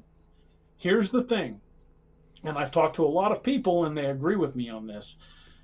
Back then, these mountain men and hillbillies, I grew up around people that hunted and trapped and fished in the backwoods. You don't get the level of detail that Teddy Roosevelt got in that story, like how the traps were placed, the type of trees around the camp. You don't get that level of detail. They're like, yeah, I was camping and this is what I saw. You get a pretty bare bones, straightforward version of the story from most hillbillies. They don't go into hyperbole. They don't go into descriptions like a writer. Right. Now, what this leads me to believe is that Bauman was actually a young Teddy Roosevelt. However, he had political aspirations and didn't want to go on record saying I saw a monster in the woods and I can't explain it. So I'm firmly believe that the Bauman incident was about Teddy himself when he was a young man. We know for a fact he was a big game hunter. We know for a fact he prowled the backwoods of the United States and even went on safaris in Africa. The dude was a dedicated hunter. And, you know, was quite successful at it. So if you can accept that, my little bit of tinfoil there, if you can accept the fact that Bauman very possibly could have been Teddy Roosevelt, sure. Now we're about to really jump down this rabbit hole. This could be the first conspiracy theory of cryptid. I like the earliest conspiracy. So, real quick question, before. So this was a collection of stories. Yeah, you can still order it on Amazon. It's called The Wilderness Hunter. It was written by Teddy Roosevelt when he was still a young man. But he included anybody's story, not just his own? No. There were stories about him hunting, with the exception of the Bauman incident. So that's the only story he included that wasn't his story. Right, that wasn't about a known animal. Quote unquote. Well, what I'm saying is, where it was this Bauman was the subject or the trapper, that main character. It wasn't about Teddy himself. Right. But every other story referenced Teddy. The level of detail that Bauman gave Teddy Roosevelt is just it was only something that somebody could have experienced. It's did anybody ever know this Bauman? Yeah, did anybody ever know this Bauman? No, Bauman was never identified. We don't even know his first name. Oh, then I 100% agree with you. Why would that story, A, get into that book? B, who are you to Teddy Roosevelt? Right? Right. But at the time, maybe Teddy wasn't thinking of that or thought, nobody will ever be able to find this guy because he doesn't exist. Teddy still had political aspirations. Yeah. Right. So, okay, if you can accept that as an established fact, let's say Teddy Roosevelt was Bauman. Okay. I'll go with you there. If you're ready to jump on that horse with me, flash forward. I'm in. President Teddy Roosevelt. Okay, Teddy's in the Oval Office. What's one of the first things Teddy does as president? Establishes the national parks. Bing, bing, give that man a prize. Yep. He created the National Park Service, cordoning off millions of acres of land that we're still not allowed full access to today. Right. Now, you look at the national parks today and couple that with the missing 411 cases of here many we go. people Politis. missing in national parks. Your boy. Jesus. So, Bubs loves okay, now we're in. Side note, he was supposed to be at CryptidCon apparently this last weekend, and I I was fairly sad because I am, This is quite a big fan of Politis's work. Yeah, I'm a big fan of Missing 411 books. Yeah. I really am. Yeah. Okay. But It's compelling. if you look at that, if Teddy Roosevelt knew about cryptids, then created the National Park Service, and To now we've protect got them. so many people going missing in national parks. Another great thing is if you, I wish I had thought I'd sent you the image before. If you take and you can Google this too in image searches, look at the David Paulides missing 411 clusters. If you Google the map of the missing 411 clusters, Right. and then Google the map of known U.S. cave systems, they correspond almost exactly. Yeah, they lay on top of each other pretty closely, don't they? I mean, almost a mirror image. Like Mammoth Right. Cave. Like and- watching water go down Exactly. a drain. Exactly. Yep. Wow. I mean, the Cumberland region So of I'm a Tennessee. firm believer. Yosemite's and huge. You're not going to be able to convince me otherwise. I am a firm believer that the U.S. government has known about these creatures for a very long time. Okay. They have a now we're vested in. interest in keeping us in the dark about their existence. But why? And What is the? I don't understand why.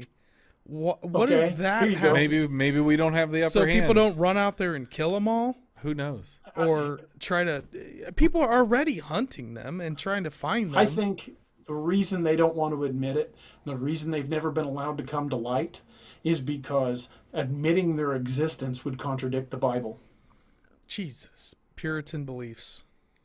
That's it. In many ways, They we would are have to still. admit we are not the only intelligent creation. Well, I mean, what we know, the Hobbit man, Ebensis floriensis, and these different hominids, they're finding them all the time. The island of Flores, the Hawaiian Hobbit man. That, there's there's all these different small hominids that are now all of a sudden, hey, these were around, but there's stories of you the guys heard orang of pandek. Have you guys heard of a book called Them and Us by Danny Vendramini? No.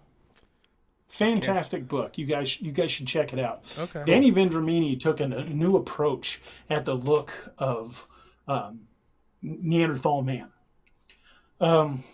The early when they first started finding the bones of Neanderthal man, the British Museum did their physical reconstructions, and they made them look very humanoid, like human-like, almost like you could put one in a suit, clean him up, and almost ignore him when he walks by you on the street. Vendramini did a forensic reconstruction of the Neanderthal skulls, much as the way they would find a skull in a park or something, and they will do a forensic reconstruction of the skull and give you a very good approximation of what the person looked like. Right. Vendramini did that with modern technology to a Neanderthal skull, and what they came up with is freaking terrifying. It looks like a modern Sasquatch. Can we Google this? Yeah, Denny Vendramini, Them and Us. Them and Us. The book's called Them and Us, How Neanderthal Predation Shaped Modern Man. And then he's got images of. Say that again. Them and Us. The book is called Them and Neanderthal Us by Predation. Danny Vendramini. Yeah. I think Kyle's looking into it. Wow. That'd be cool. So basically what you're saying is, well, I guess my question would be, were Neanderthals that tall? Some were. Yeah, I mean, you have like the Not- Denisovans are a big hot topic right Denisovians. now. Right, but I'm just saying if they- they are Sasquatch-like or look like, I guess what I'm trying to figure out is, are they the I think the point is progenitors that, of Sasquatch? Are Sasquatch Neanderthals? I think they're descendants. Descendants. They were ancestors of. okay, there Okay, you go. Danny Vendramin. All right, and Yeah, then There's some other images if you're doing the Google search Yeah. that just shows the side of the head there. But if you see some of the full body reconstructions, Them and Us. Put in Them and Us photos from book. Let's see if that. Maybe it's a safely or a closely guarded secret. no, right there you've got on the some of the possibilities. The dark colored one in the middle there. Well, you can see kind of a side by side of the heads there. Mhm. I'm not sure why it's not bringing up the images for you guys. Yeah, it's just the book cover. It's a fascinating book. It really is. There you go. That's. Oh. There, Oh, full go on down, go to the the face. right. What about that? Put bottom right. Is that it? There you go. What? That's the reconstruction. Mm-hmm. That one there. That's a drawing. That's a drawing. Yeah, I'm saying the one he had up the image just a moment ago. Interesting. So maybe Sasquatch. Are you guys familiar with the Uncanny Valley theory? No. Let's hear that. Nope. Yeah, bring it on. The Uncanny Valley theory was a psychological study that was conducted over like 20 or 30 years. Scientists, psychologists interviewed people from all walks of life, all across the planet, from every possible, ethnic background and different origins, like the Indian plateau, people from Asia. Literally, people from all over the world were interviewed for this study, and they came up with something what they refer to as the Uncanny Valley theory. It doesn't matter where their ancestors were originated from, what part of the planet, which continent, doesn't matter. Every human on this planet has a primitive, almost genetic memory fear of things that look almost like us in the dark. Mm-hmm. Kind of like when you shut off your bedroom light and that pile of laundry in the chair suddenly looks almost human, and you get that oh crap, turn the light on and it's just closed. Yeah, we see faces. Every human has a fear of something that looks almost like us in the dark, which begs the question: what point in our history did something that looked very similar to a human? When did it hunt us? When were we prey? Right. When were we battling other hominids? And if you look at the missing 411 cases, we may still be. Excuse me. That's interesting because, again, back to that. It's kind of like your deer story. You're talking about going hunting and, just up and snapped it up. And that's, a big 12-point buck. And there's nothing that's dragging that off of, a normal, unless somebody from the Arnold Classic is just wandering through the forest. There's a deer. I need to move. You're like, no, it doesn't happen. According to NAM US, which is the National Association of Missing Persons or something. I can't remember the acronym, but NAM US. According to NAM US, 600,000 people go missing in the United States every year. Yeah, that's an amazing number. I'm sure a lot of those are recovered. They talk about that. A lot of them were people that just didn't show up to work for a few days. But there's still a tremendous number of people that go missing with zero explanation and are never found. Well, yeah, and it's interesting too when Paulides does his cases that he pulls for the 411, the certain episodes that I've watched, or just kind of hearing his checklist that he has. There's certain requirements to make it into whatever case. It's not just some guy that broke his ankle and they found his body. Right. They have to go missing under a very specific set of circumstances. And Right. Two things about David Paulides really stand out to me. Number one are the cases where tracking dogs refuse to track. Now, I have worked with tracking dogs in my law enforcement career. I have worked with dogs that are trained to track people. Those dogs live for the track. Oh yeah. They are just that's what they live for. They cannot wait to get out and chase something. That's their whole personality. That's their whole reason for being. They love the track. Now, for one of those dogs to get on the scent of something and lay down and go, nope, I'm out, that is 100% out of character. Have you ever seen that happen? No, Have you ever I've never seen that happen. Never personally. Okay. I've never personally seen it happen. Gotcha. Those dogs just can't wait to get on the track. And for dogs to do that is just mind-blowing to me. And the other thing that really sets it apart is the missing 411, the hunters. Hunters who were armed, were familiar with the area, had hunted in many cases, hunted that area for decades, and just go missing without a trace. I've talked to, one of my co-hosts, Anthony Canatella, I've talked to a lot of hunters over the years who have had a Bigfoot or a creature like that in the sights or in the scope of the rifle and didn't take the shot because they said it looked too human. Right. I think the missing 411 hunters took the shot. So, okay, to that note, the first story from that movie, nobody heard a shot, but they said they heard a noise. and a couple of them said it sounded almost like a big trap closing. I think the hunter was maybe in his 70s or 80s. Like, the guy's not wandering off on his own. Yeah. You know, the search that they laid down for him and the way that they explained how they did their bump lines and the graph and how they were like, we covered every square inch. Where did that person go? You know what I mean? Like, did Sasquatch? And I wondered, you know, there's no prints in the ground. There's, you know, it's like they literally just vanished into a hole. Yeah, that's what's so creepy wild. about the 411 to me is, I mean, it's well that and they're a lot of those 411 cases are just defy logic. Yeah, there's people in the case of with an one of the eyesight. missing kids they found miles away up on a bluff with no shoes and socks on, and his feet were clean. How did a toddler get that far? There's no physical way that kid could have climbed that mountain. And what about the guy that just totally went missing when he was in eyesight of the whole hunting party, and then all of a sudden he's gone? They find his boots down by the stream one day. Oh. Then they find another piece of his clothing the next day. No, but that like wasn't there before. Years apart. Right. Yeah, like they just found just random things. Do you guys remember the story about the toddler? I want to say he was maybe 2 or 3, somewhere around there, went missing for a couple of days or maybe a lot of hours. The kid from and North they were Carolina. Like, yeah. Do you remember what he said? Mm-hmm. He said the bear took care of him, fed him berries, and kept him warm.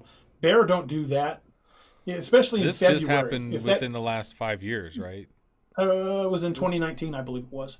This kid disappeared from his home 3 days later. This is in February too. He's in the mountains of North Carolina, so it's getting cold at night. Like down in single digits. They find the kid 3 days later, and the kid said that he had been taken by a bear who took care of him and fed him berries. I don't know about you, but assuming the bear was not hibernating in February, it's going to be hungry. There's no bear wouldn't pass up on an easy meal. Yeah. Bear don't do that. And would not give you berries. They would eat the berries, then eat you. I'll tell you what, that kid's on a watch list. To this day, the parents still won't let the kid be interviewed. But what else would a 3-year-old have to reference? You know, kid, a 3-year-old's never heard of Bigfoot.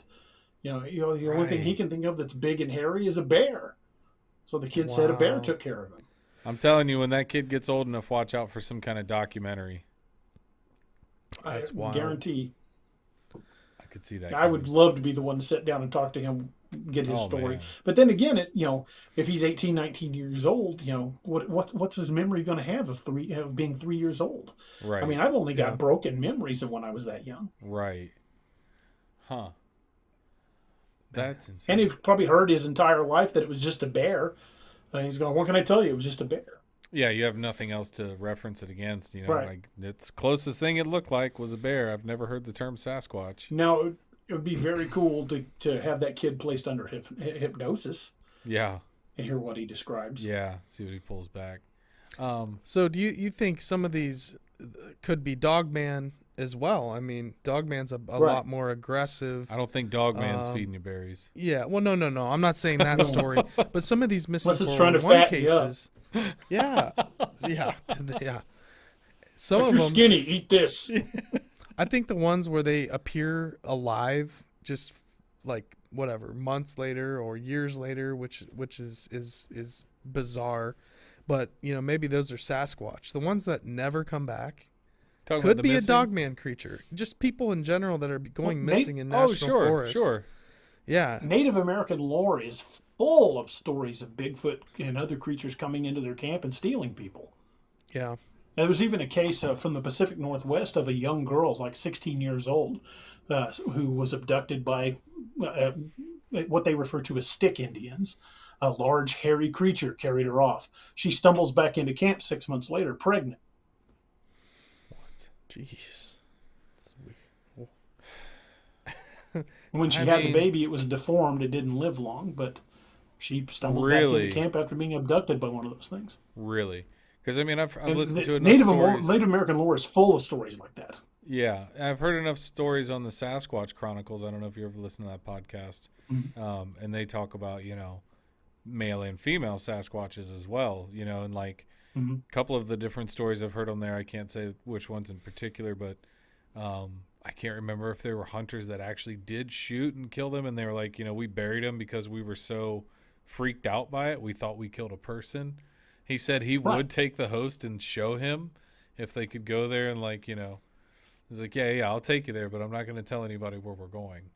But you wonder too, and I like what you said earlier too, hunters, because that's what really got me into believing in Bigfoot was that's what you do. You're out in that woods looking for, is that a deer? Is that a this? Is that a, can I shoot that? Can I hunt that? Is it going to try to steal my hunt? Is it going to mess me with I'm in my stand? Et cetera, et cetera. So, I mean, you are really like this biological computer out there waiting, right? And you're analyzing all this data. So you get really good at categorizing. You really get, good at taking in shapes and sounds. And I think some of the most reliable witnesses because of that, right? And so that's why, again, back with the hunted from Politis and just all the different stories I've heard from hunters and seeing Bigfoot. I mean, it really, I was like, there has to be something to this, because nobody really, like I always say, is nobody really wants to go to work and, tell everybody, hey, I saw Bigfoot, or, go on a TV show or a podcast. Yeah. You get and made say fun. that. That's where I'm at. You just have nowhere else to go with it. So you're like, I got to talk about this. One thing I find the most interesting about when you start talking about cryptid encounters, I can tell you from my law enforcement career, I've seen people go to prison for life on eyewitness testimony. But when you start talking cryptids, eyewitness testimony is suddenly no good. Worthless. We've got credible sources. It's not just, like the old joke about the guy wearing no T-shirt and a pair of bibbed overalls with one strap undone. Yeah, I stole Sasquatch and he stole my chickens and he was running up through the woods with my chickens. Right. It's not that anymore. No, You're getting lawyers and judges and doctors and people from all walks of life, credible sources coming forward, people with things to lose for telling their story. There we go. That's what I mean. Micah Hanks talked about all the forest rangers and forestry service that was people. Interesting. Yeah, he had a whole presentation about Yellowstone. all the Yellowstone in particular. The through what was that called? The through fair. There was a certain range of mountains where this one the thoroughfare that might have been it. Yeah, one range of mountains where it's one like of a the valley in between. Rangers used to frequent often, and he would see Sasquatch basically down in these valleys and stuff. Like running around the trees and running through the valley and stuff like that. But he's in the national parks. He's way back in this remote section of land that 99 out of 100 or 999 out of 1,000 times nobody's there. Nobody knows about it. Deep. The only reason he patrols it is for that kind of wild thorn of a hunter or somebody that's like, I'm going to go camp out there for a while and just hunt and go off grid type thing. You still have to kind of keep an eye out for that, I'm sure, and poaching, but it's also the perfect kind of environment that's preserved and natural. And I mean, my God, you want to talk about how big some of those parks are. I mean, granted, the U.S. is still by far and large not green spaces like that, but you get into those parks and they are millions of acres. I mean, even up in Alaska and if you look at LBL specifically, and it's not as big as, say, Yellowstone or anything like that, but if you look at LBL specifically, there are, at least this year alone, I think there's like 13 or 14 people that have gone missing in the north end of the park. Really? In the south end of LBL is where you get more Bigfoot sightings. And according to the Choctaw, Bigfoot and Dogmen don't get along. They fought wars over resources, over hunting grounds. But right smack in the middle of LBL, and here you go. See if you can explain this one to me. Right smack in the middle of LBL, the Park Service reintroduced both elk and wood bison, and you're not allowed to hunt them. Wow. Wait, what? Why would they introduce them? What do you mean? For food. Yeah. Why would you introduce large game animals? For food. Yeah. That you're not allowed to hunt. Now, we had wilderness. We had the eastern bison in Ohio that would range coming up from Kentucky, from the mountains. And the trail of the eastern buffalo stopped like a few miles from Serpent Mound. And that was the last buffalo in Ohio, was like in the early 1800s. So these woodland buffalo are interesting because we think of buffalo, these bison, as these out west in the big Great Plains. But there were smaller woodland bison all over the place. Oh. and that went extinct not that long ago. So that's what he's talking about, is these kind of smaller woodland buffalo, and that's a lot of prey. Well, in I was gonna ask. southeastern Missouri, down near Eminence, Missouri, they reintroduced elk, and the population's exploded. It's to the point where they're getting ready to allow limited hunts. They got to call But them. coincidentally, that same area where they reintroduced elk is where we're now getting a lot of Bigfoot and Dogman sightings coming out of that area. Really? Mm-hmm. Have you interviewed anybody down there recently, or have you Not guys taken any? Okay. One of the better stories I got was a Bigfoot story, and I really always liked this story. It was some college guys from Missouri State, and they went camping out in the Mark Twain National Forest and had a fire and their campground set up. And being college guys, doing what college guys do in the woods, they were drinking. Well, one of the guys decides he's got to take a leak, and he gets up and he stumbles out of camp, and he goes and finds himself a tree and leans against it, and he's taking a leak. Well, he starts getting pelted with pine cones while he's peeing. And he's like, knock it off, you assholes. You know, I'm trying to pee. Leave me alone. So he goes back into camp, and they're all there. He's like, which one of you idiots was out there throwing pine cones at me? They're like, well, none of us. We didn't leave camp. He's like, one of you jackasses was behind this bush out here throwing pine cones at me. They're like, we're telling you, none of us left camp. He's like, well, I'll show you. So they follow him back out there, finds the exact tree, see the puddle of urine, and the bush is gone. Wow. It wasn't a bush. It was just a big, solid something that was there. Yeah, something crouched down was hitting him with pine cones. Oh my God. Damn. I said, what'd you guys do? He said, we packed up and we got the hell out of there. Yep. I would assume so. I would imagine you would start try to- getting everybody around and you're going, who did it? And everybody's like, no, we didn't. Like, if I'm the guy taking a whiz and I know I just got hit by pine cones and we're in a remote area camping, yeah, that's enough for me. I'm good. I don't care if it was Sasquatch or The not. Mark Twain National Forest. Okay. The Mark Twain National Forest is like 2.8 million acres of unbroken forest. Yep. It's a massive area of wilderness, and there's a lot of stories coming out of there. Even some I haven't been able to confirm because I haven't been able to get there myself. I wasn't told the exact location, but there were some guys who reported in the Mark Twain finding some of those trees that have been uprooted and shoved back in the ground. Territorial I've heard markers. about that. Oh. Yeah. Wow. I want to go see them for myself, but I have not been able to chase down the guy that reported it and get him to tell me exactly where it's at. I want to get a GPS coordinate and go there. And so are you getting contacted through the NADP? Is that how you're getting these encounters and tales, or are you We'll get stories that people will send into People the submit to the website.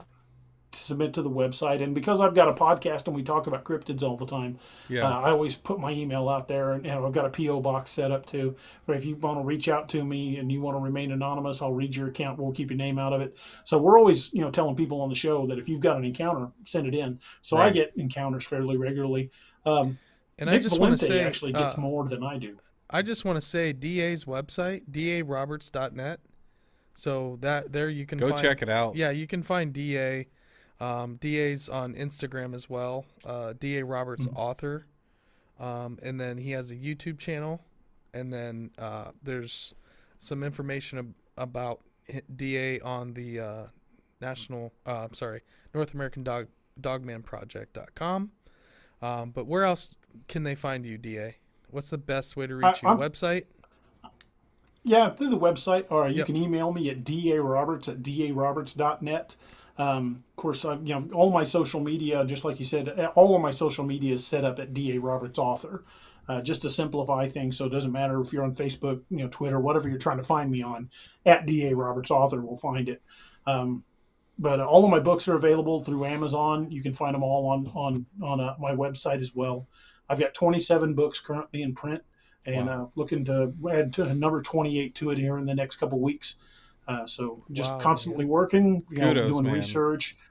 Appreciate it, man. Thank you. Yeah. Hey, when you release that new book, love to have you on the show. Talk about it. Heck yeah. You can I've got a series called Codename Wild Hunt, and I'm sure you guys have heard the stories just like I did.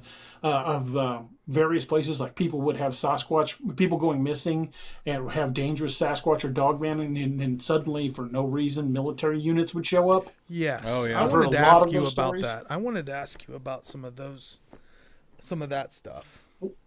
Well, I put government. together the theory that there is actually a military team out there, that's what they do.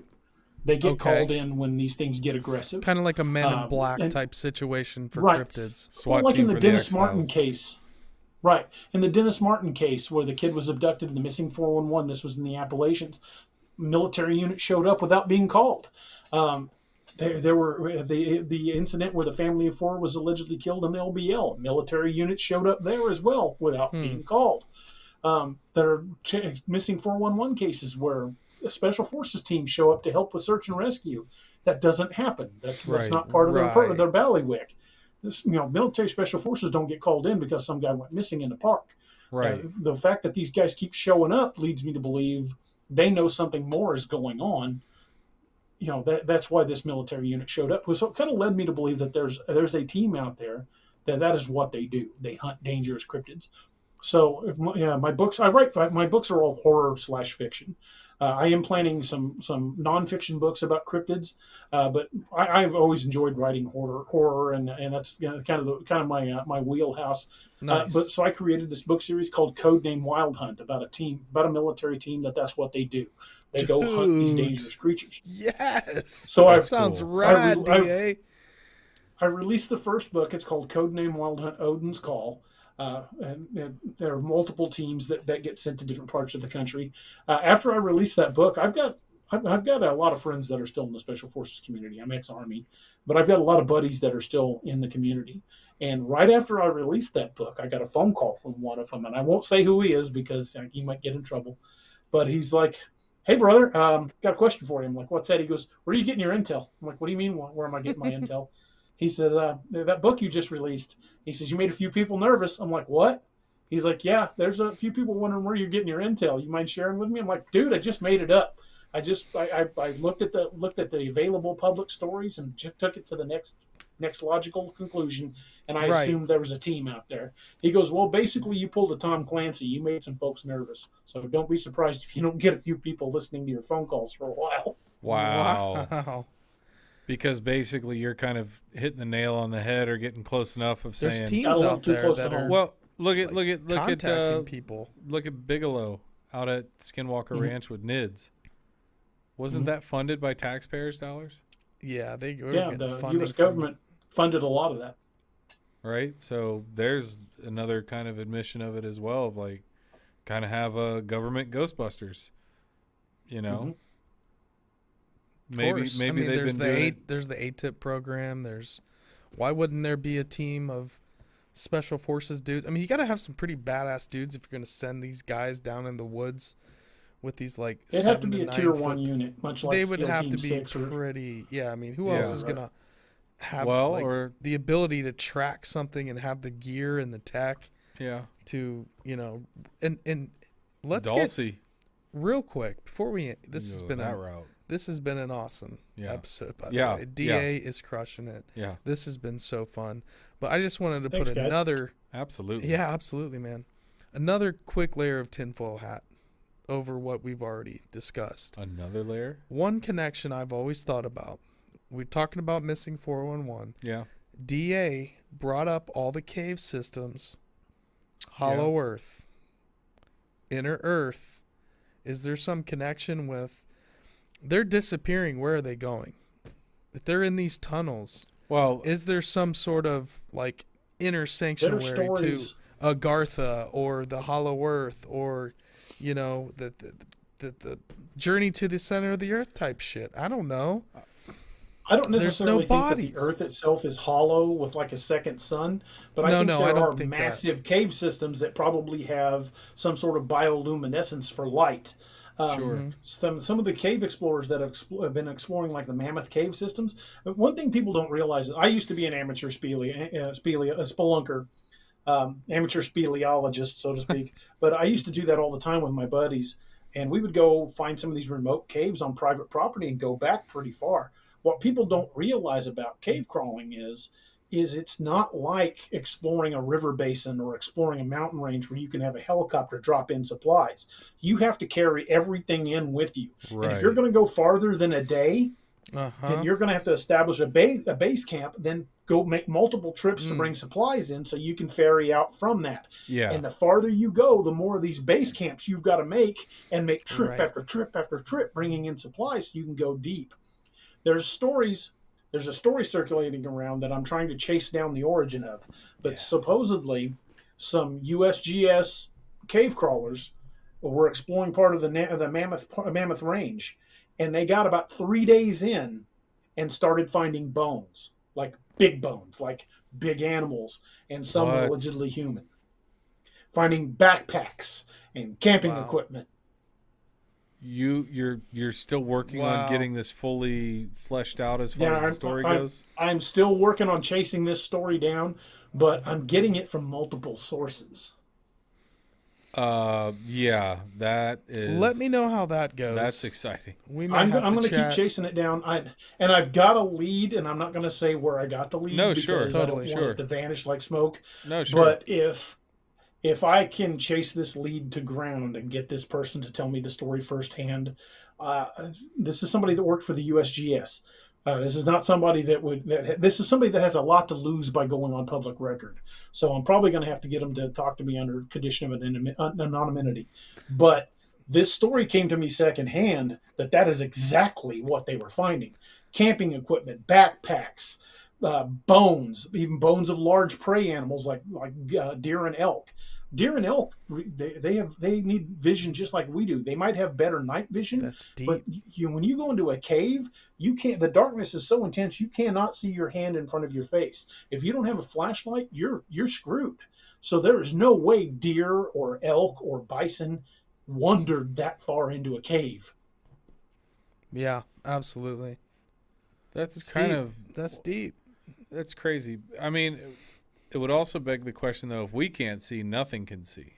There's no available light once you get so far in there, right? So no matter how much light your eyes take in at night, or if you're nocturnal, etc., I don't care what you have, unless you have some kind of special functionality or feature of your eyes, where you can see in the, I don't know, I'm just thinking outside the box here. There's all kinds of things that we haven't discovered yet. So maybe there's a way to see in the dark for certain animals. I'm not sure. But yeah, that's. I mean, how far in did you say? 3 miles? 3 days. 3 days. 3 days? Holy, dude, that's wild. Yeah, not 3 hours, not 3 miles. 3 days journey into this cave. Yeah. They started finding camping equipment and bones. Okay, here's another question. Getting to those points, was there any kind of way of finding out what the path was like there? If I'm thinking of Sasquatch or cryptids, I would seriously doubt the USGS would share that information. Okay, because I'm trying to figure out. And that's the U.S. Geological Survey. Yes, USGS. Yeah. Okay. And there, for let's say the three of us decided to do it, it would take the backing of something with millions of dollars for us to be able to go in and establish these base camps and take our supplies in. This is not a minor undertaking. To get that far back into a cave takes months, if not years, of preparation and training.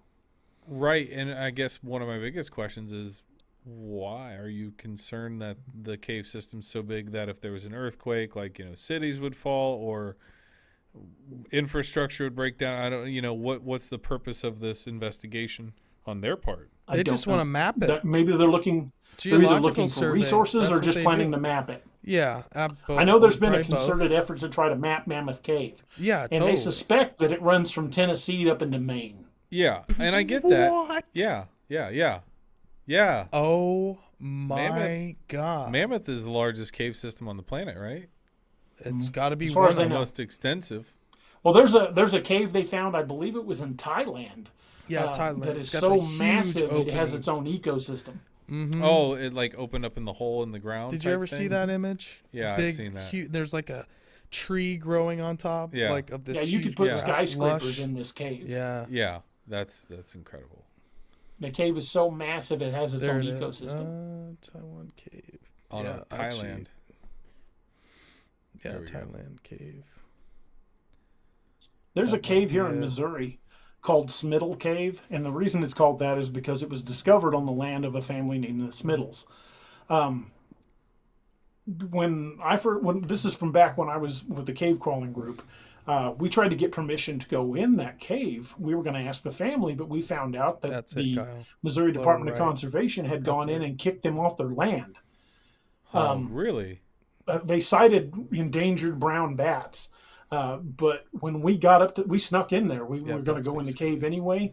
They have put like massive iron gates concreted into the rock face over this cave entrance. And the way they've got the top with like barbed wire at the top, it doesn't look like it's angled to keep something out. And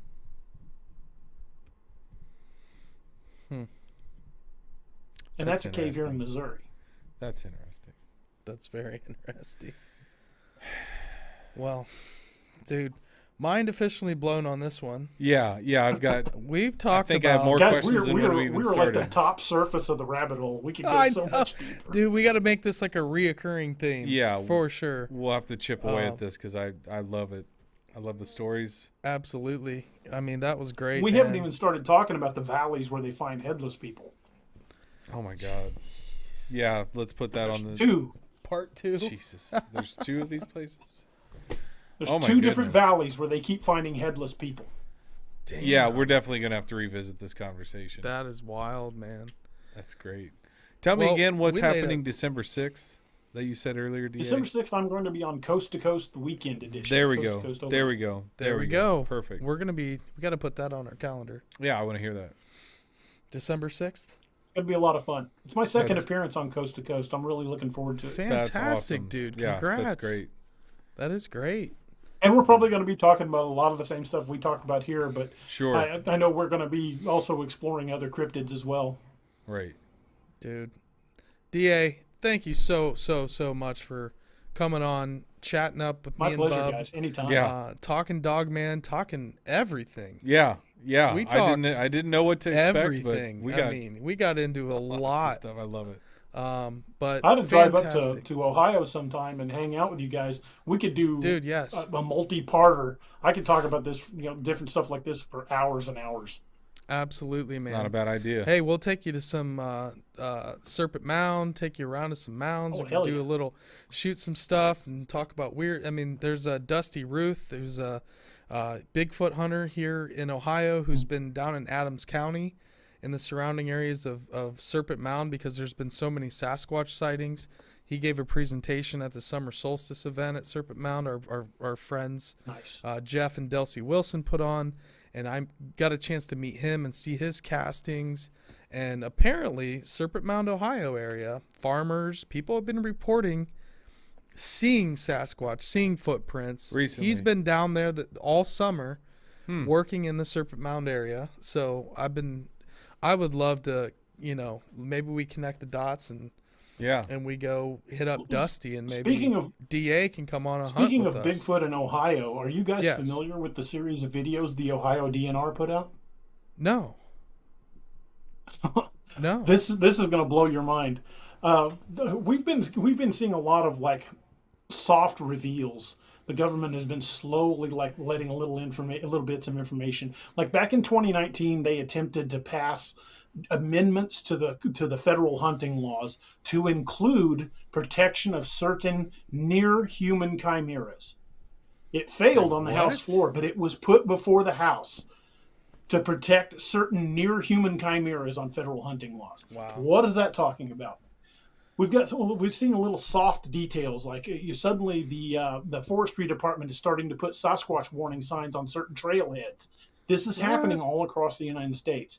In Ohio, the Ohio Department of Natural Resources released a 5-part video on what to do if a Bigfoot attacks. When I first heard about it, I thought it was going to be a tongue-in-cheek, done as humor. It's not. It's a very legit 5-part set of videos with some pretty tremendous information. So at least Ohio is taking this very seriously. State of Florida there's passed so many sightings in Ohio. It's nuts. The grassland. Florida passed laws protecting the skunk ape. The state of Oklahoma offered a $3 million bounty on a Bigfoot brought in alive. So there's individual states that are doing a lot that is kind of what I would consider a soft reveal. I mean, if the state of Oklahoma doesn't think they exist, why would they offer a $3 million bounty? 100%. I mean, right? I'm just, they're going to put themselves out there like that. They got to actually, hey, put your money where your mouth is.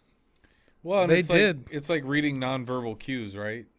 Maybe they're not saying it directly, but they're saying it in all these other ways of putting up signage. I don't think they're ever going to just go, here it is. It's all real. Yeah, here it is, man. You it's don't all think real. so? You don't think they'll ever? I don't think they'll ever do that, because if they ever did and said, yeah, we've known about these things for the last 150 years, that makes them culpable in the disappearances of everybody in the national parks. And they're never going to admit, they're going to go, well, it looks like we might have finally found enough information, so maybe.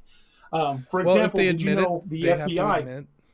Yeah, I was just saying, if they admit it, they have to admit that these people are these missing folks, and they've done nothing about it. Mm-hmm.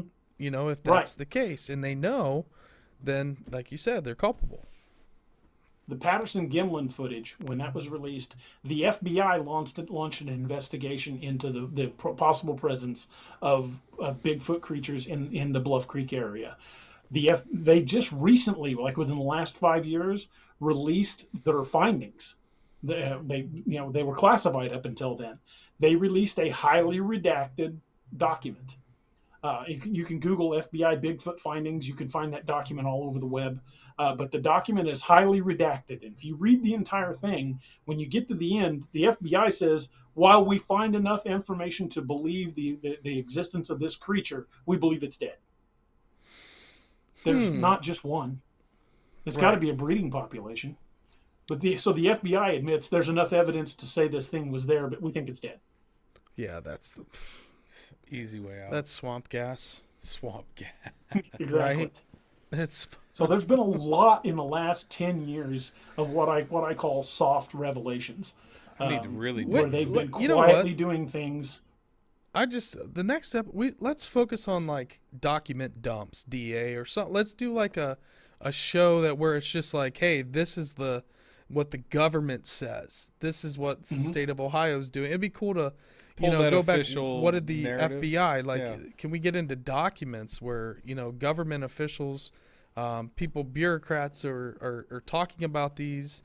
I don't know if there's like an archive. If anybody has tracked this stuff down. I was just thinking I need to start learning how to research Bigfoot better, because I didn't know any of this. Go on the website of the Ohio Department of Natural Resources, and you'll find those videos. They're on YouTube. You just go on YouTube and put Ohio DNR Bigfoot, and you'll find those videos. Ohio DNR Bigfoot. Gotcha.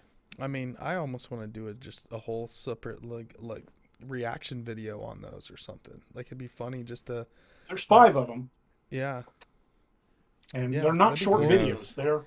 They're a little beefy, so it's not like you could do a reaction video on all 5 at once, but you could do a reaction video on each individual one. Exactly. Bingo. We can make a series out of them, like Mikey and Bub react to whatever these bizarre Ohio Department of Natural Resource Sasquatch warning videos.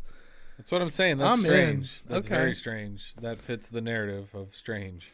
Dude, this has been great. DA, we're going to do this again, brother. Trust me, this is happening. Yeah. We've had a blast. Yes. Bub, fun, thoroughly. Good time? Yeah. All right. Yeah. Awesome. Yep. DA, thank you again, man. We're going to sign off here. I really appreciate you coming on. If there's anything else you want to say, absolutely. Anything else you want to say before you go, we can find you, DA Roberts, at DA Roberts Author, on all social media platforms. Check out DA's YouTube channel. Check out daroberts.net, his website. You can reach him a number of different ways. We are The Strange Road. Yep. I'm Mikey. Bub. That's Bub. And we're going to be bringing a lot more content to you guys. The studio is rocking and rolling. We've done now our 2nd episode back. And we want to thank anybody that's subscribed from CryptidCon, anybody that's followed us from CryptidCon, or from our friend VJ, has been blowing up our YouTube channel with his friends from India. So we have some Tamil speaking folks from the videos that we did with VJ. where VJ kind of connected the dots with Native American spirituality, Native American prehistoric mound builders, their symbolism, and the connections with Kundalini yoga and ancient India and the things that he's found. And so thank you to everyone in India who's been chugging through our VJ videos. We really appreciate that. We are, like I said, you can follow us on Instagram, Facebook, Twitter, at The Strange Road. On YouTube, please hit that notification bell, subscribe, hit the notification bell. So when we go live, because we're going to be streaming every episode from now on from the new studio. So hit that notification bell so you get notified when we go live. We'll be promoting it on Instagram and all of our socials. Try to give you guys somewhat of a heads up.